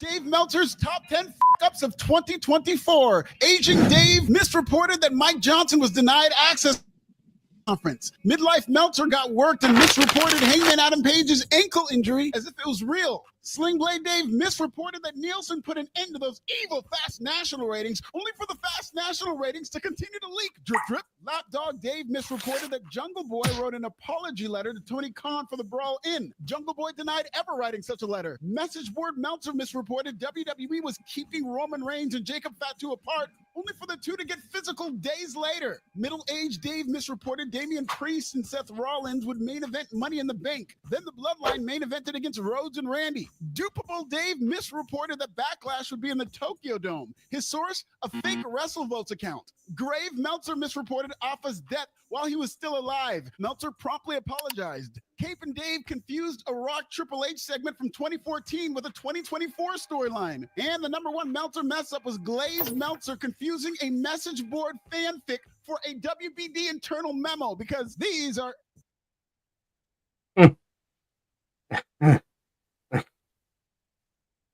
Oh man.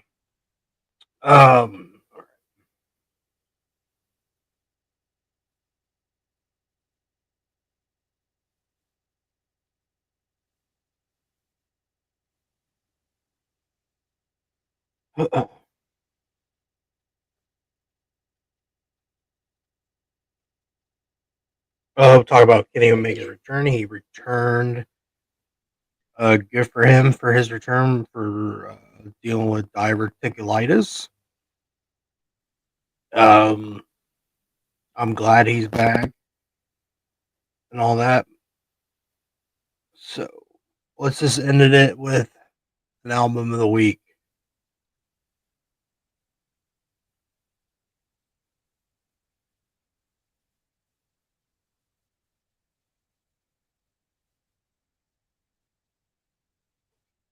I did have it. Where did it go?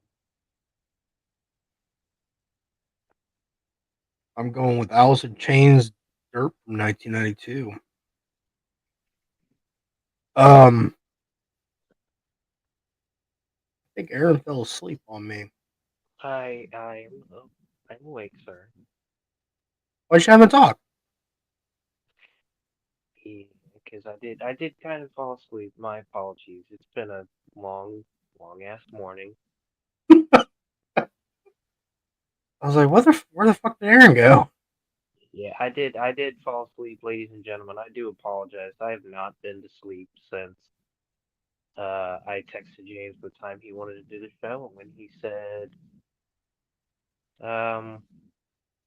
shortly after I forget what the fuck he said. I think he said shortly after something. Turned out it ended up being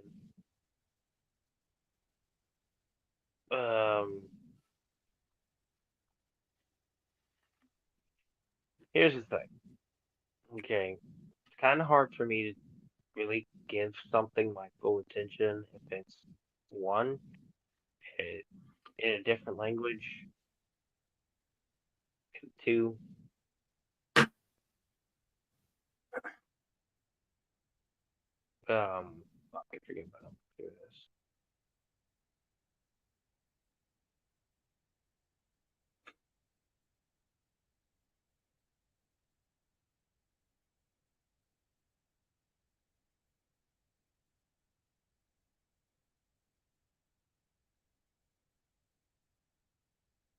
But it's all right, Aaron. It's all right. Mm-hmm. It's all right.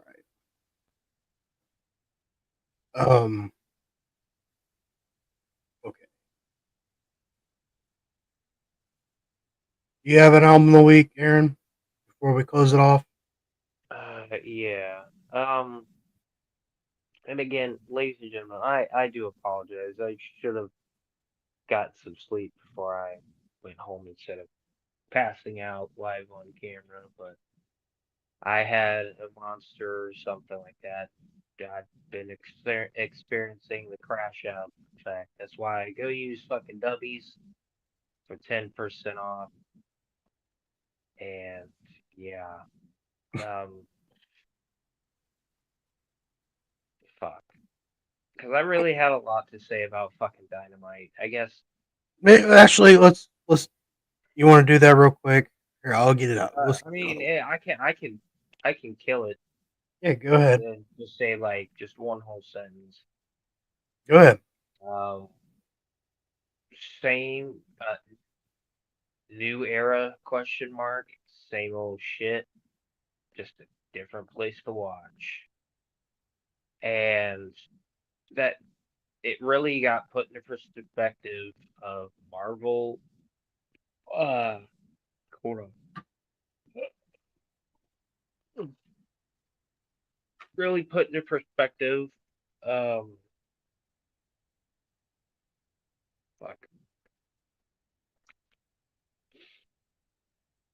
I'm trying to remember here.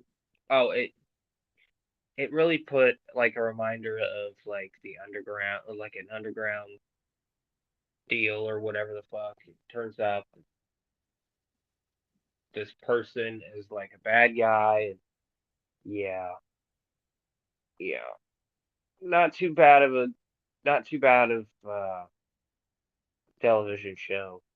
Freaking, it's fucking called. They do. Oh, um, I don't can't remember if it's The Sopranos or The Newsroom. But yeah, check those out. But anyways, back to AEW on Max. Ouch. New era, same shit. Mm-hmm. You can obviously tell that Tony Khan has kind of just lost control and is just throwing shit up against a wall just to see what sticks. And this past Dynamite was probably one of the most boring Dynamites I've seen in a long time.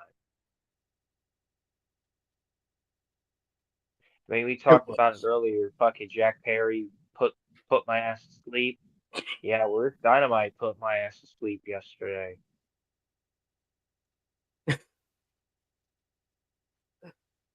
And here's my final thoughts. There's no way in hell that you're gonna have me believe that Will Powerhouse Hobbs to have the potential to beat Moxley in Cincinnati.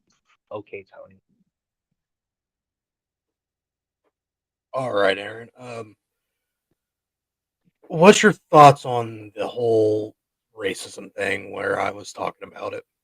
I asked you your thoughts and you just went like radio silence on me. I was like, oh, Yeah, okay, I okay. do apologize, man. That shit is that crash and shit is for real.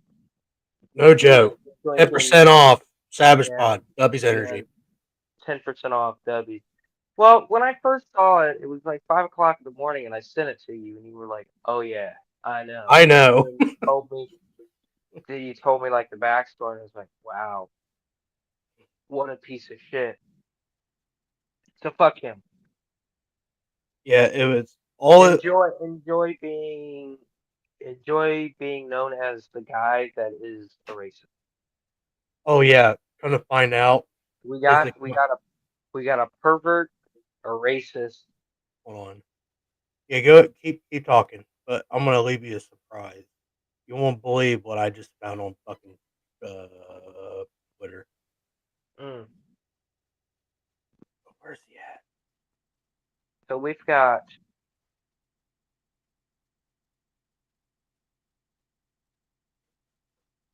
Guess what, people? hold on, we have a racist.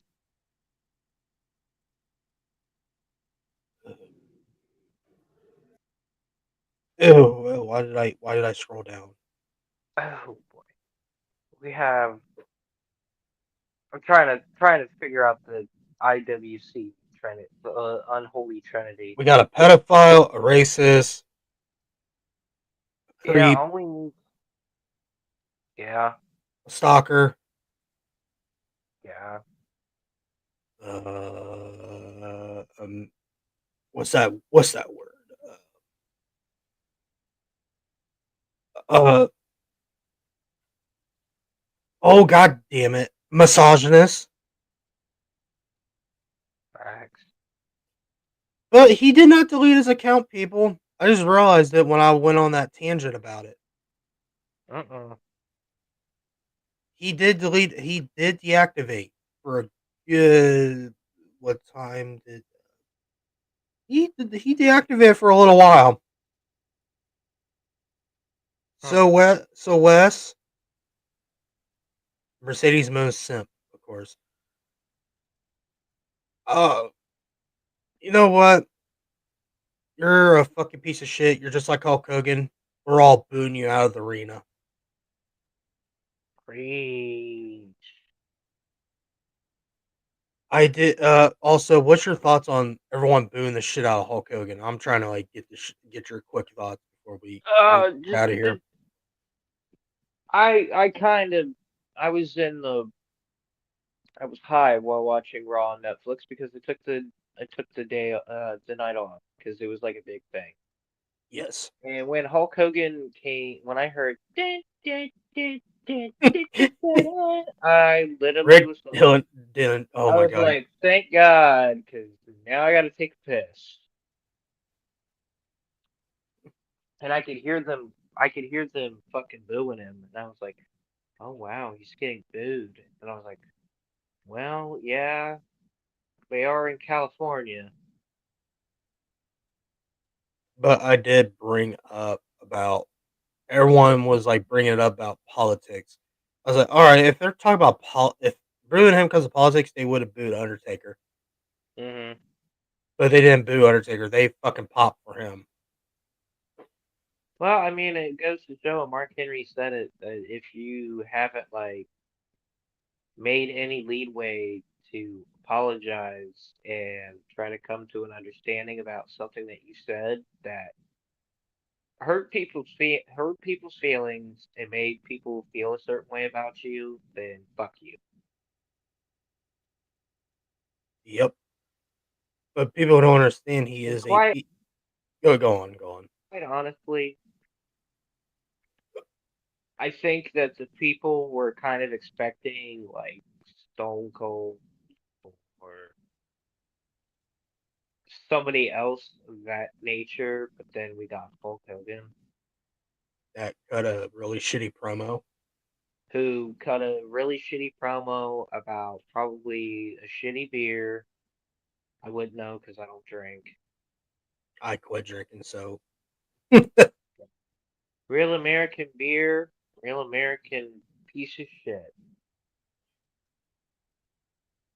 And you guys don't know he was a racist piece of shit for what he said on live radio Yeah. about his daughter Kind of dating like the, a black guy. this is weird. Yeah, Maybe, yeah. maybe Wes and Hulk Hogan might actually know each other. He's my biological son, brother. Let me tell you something, brother. Right. He's my N word. with the A. Oh, Jesus. Not the hard on. Not the. Oh my God. God, Uh, I really hope that Wes is not a pirate, because Oh my God. anything that you say with a hard R is not. It does not sound very pleasing. You know, Wes, go fuck yourself. Yeah, go fuck yourself, Wes. You too, wrestling taco. WWE Roll One. Eric, actually, I can't bitch about Air Gold. You're actually Air Gold has actually been really fucking. good. Yeah, I think he's kind of changed his ways. He's like, you know what, this AEW stuff just isn't really getting me Yeah, I the noticed his the last fans, posts. the friends and fans that I Hmm. that I and yeah, I've noticed. I noticed you're fucking backpedaling, you little shit. But my over thoughts on the Netflix on debut, it was really good. I actually enjoyed it, even though I was at work, like I said earlier. But I did come home and watch some of it. Then I finished it off the next If day. I have to, I will say this, and then we can finish. If I have to sit through another live and rematch, I might chop my dick off. Yeah, I was talking about that. We did talk about that on the World Elite podcast. They do have some good thoughts on the thing where it might lead to a Becky Lynch return. But all I said was I'd rather take a Rhea and Becky match over a fucking Liv and Rhea match. Right. Because they did had a really good match at WrestleMania, even though Becky was sicker than a fucking dog. I no more. I'm glad they put the belt on her, on Rhea back again. Let's just see what happens. My favorite match was the Rollins and Punk match. Uh, the solo Roman match, like I said, I knew there were going to be interference. I didn't think Roman was going to win it. Everyone kept thinking Heyman was going to turn. Don't know why. Fuck. And for also for all the people that says Solo Sikoa was buried, go fuck yourself. Seriously, go fuck yourself. Because I had to bring that up to Aaron. I was like, well, how is he buried? So go fuck yourself. Um, oh, I lost Aaron. But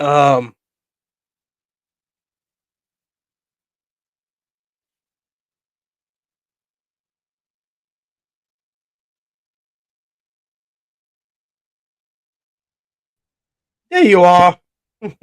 Well, that's just terrific. I can't hear a fucking thing. Can you hear me now? Hold on. Hold up. Wait a minute.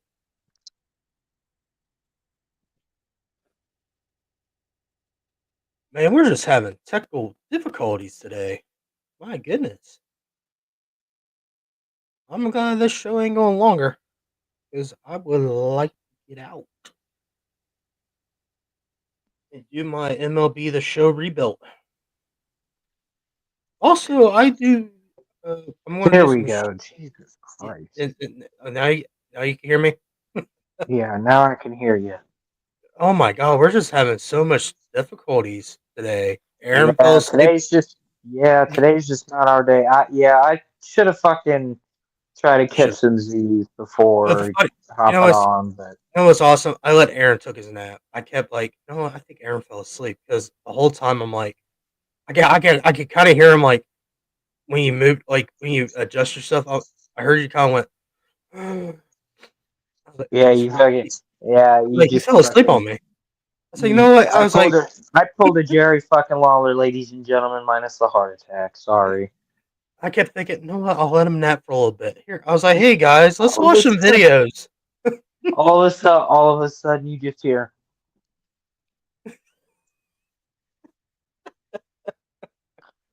I was like, hey, then I was like, hold on, let me do the ad break after I said the raw thing.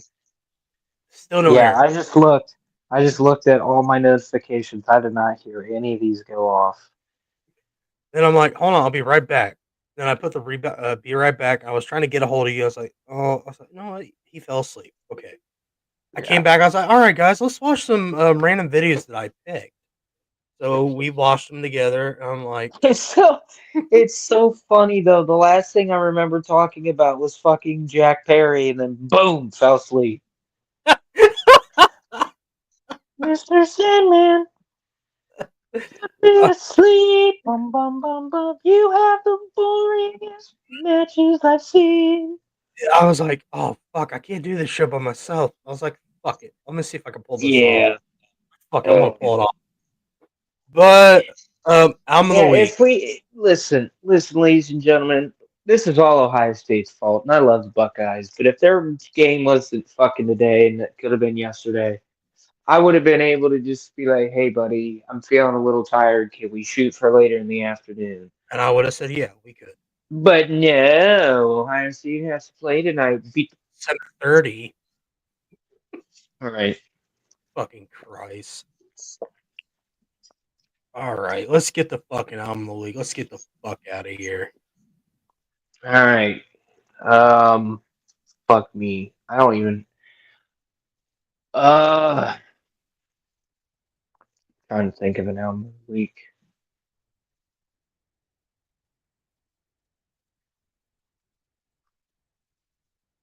Album of the week for me. Oh, there we go. Album of the week for me is going to be Metallica. Injustice for All. Oh, thank God! I thought you were gonna say something else.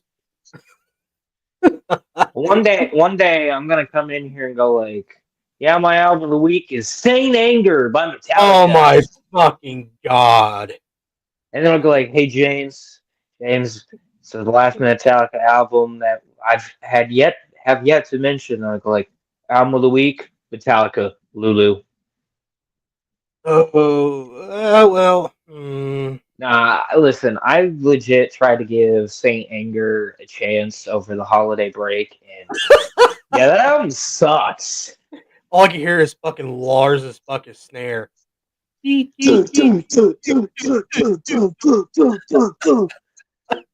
That's probably the worst album. Saint Anger in my head. Do. The worst. Listen. Saint Anger's bad, but the worst song that I've ever heard them do is "Tuesday's Gone." The cover makes me sick just thinking about it. If I was James if I was James, if I would have heard all that snares in that fucking song, I just would turn around and say, like, dude. But you are James. I'm on a Hetfield. Oh. I'm on a Facts. fucking ego. I'm on an egomaniac. Facts. I would have just turned around and went, dude, Lars, easy on the fucking snares. Easy on the oil barrel. Goddamn. What happened to you, motherfucker? You son of a bitch. All right, my album of the week. I hope no one heard that. I didn't hear a fucking thing. Oh, good, because I farted really loud. What the fuck? You don't I was like, oh shit. Oh, by the way. The mic picked up. By the way, I have something really controversial that I want to say. Yeah. And then after I say it, just cut the feed. Okay. My album. Yeah. You'll understand it after I say it. All right, I got it on the end stream button real quick. But my album of the week is Dirt from 1992 from Alice in Chains, my all-time favorite album by Alice in Chains. What's that fucking look? I like the first album a lot better.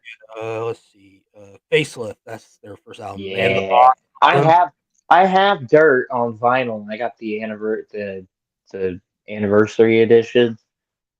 I feel it just sounds so much better. Oh wow, everything sounds better on vinyl. I'm looking back at the album. It has "We Die Young," "Man in the Box," I don't remember. But the reason I like Dirt because my favorite song on Dirt is Nutshell. uh is Dirt is it Dirt? Yeah, it's Dirt. I like Down both. in a hole. Down the Hole. Yep. Them Wood. Bones. Wood. Yep. Rooster. Yeah. Good. It's a Huge good album. Huge album. Then after that, there was Jars of Fly, where Nutshell came in. That's my favorite House and Chains Oh my song. god. So emotional. Mm-hmm. Read up Yeah, on. ladies and gentlemen, again, I apologize for being unprofessional. Cry Me a River. And yeah, I work third shift. Cry me a river. Well, this is gonna be my last thought for the All right, I'm on the button. evening. Ladies and gentlemen, I've been a hard rock and heavy metal fan since I was a freshman in high school, which was back in 2010. And there's a band out there that everybody seems to like, and I just don't understand. I don't understand the hype. I don't understand the music. So I'm gonna leave you guys with this. Korn, the band Korn with a K, Oh no. overrated. Oh, come on. Overrated. Oh my god. You can find me on X to voice your displeasure at Aaron Baker 1995, and you can tell me personally, you should check out this album by Korn. And I could be like, you know what? You're right, and never listen to it because they are overrated. Oh boy. Oh boy. Well. Here, I'll go even more controversial. Oh Jesus Christ. Gun to my head, if you made me choose between listening to Korn or listening to Nickelback, taking Nickelback 100% of the time. James is sitting over here chuckling and he thinks that I'm joking, but I'm being 100% serious. Fuck it, pull the trigger. Look at this photograph. Every time I see it, it makes me laugh. That Korn just sucks so bad. Now everybody's getting mad just because I made a fucking opinion. You heard that right, guys. Aaron thinks. Actually, hold on. I'll take it. I'll keep going because you were supposed to end it. You were Go supposed ahead. to end it. No, I'm like, go ahead. Keep going. Listen. If at the end of the world, if it's the end of the world and we have music to live by, put on our little fucking figure out how we can have music again, and someone puts on Korn. I'm sorry, it's game over. It's game over. I do not need to hear. Like, I'm sorry, that's not sounds you want to hear during the end of the world. Hang on. Before we go, I want to give you two options: Deftones or Korn. Do you rather hear a fucking guy moan in your ear or a guy fucking just beatbox?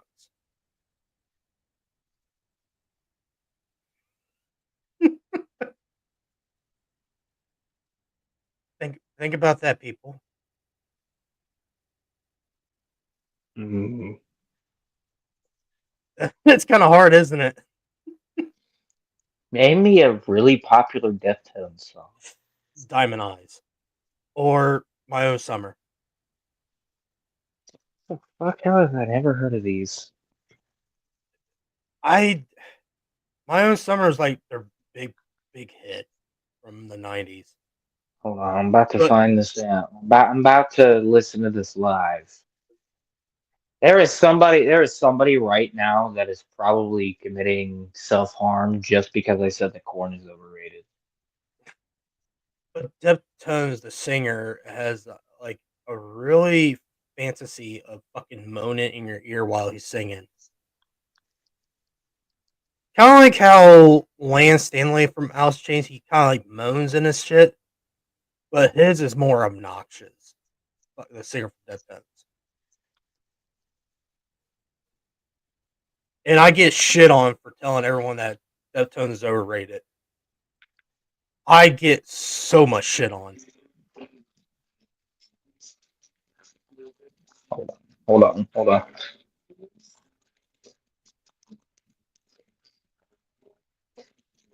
I need to hear the fucking chorus. Hold on.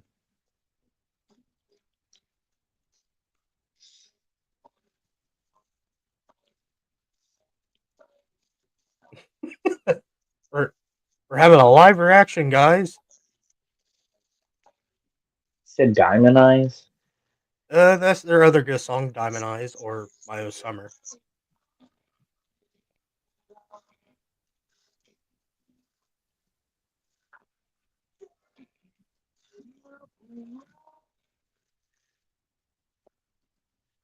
I could kind of hear him in the background. Oh my god! Can I just take the gun and turn it on myself? Yeah, it's your choice. Yeah, well, in the battle between Deftones and Korn, it looks like the winner is Deftones and Korn because I am not choosing between either of those. See what I'm talking about? Oh, Yeah, I heard it. I heard as soon as he started singing, I was like, I'm always, you know. Yeah, no, sorry. I don't want to be sexually molested while I'm trying to listen to music. All right, guys. You know, get the fuck off of me. Bye. Corn's still overrated. Deftones overrated. Fuck all y'all. I'm through with standing in lines in clubs I never get in. It's like the bottom of the ninth and I'm never gonna win. Oh my fucking god! Stop! God! This is how you remind me. See, that song ain't that bad. I didn't mind that shit, but boy, after, oh my god! 'Cause nobody wants to be the last one there. All right, guys, we'll see you. Next week. Bye. Boom, or whatever Jonathan Davis said. See y'all. Bye.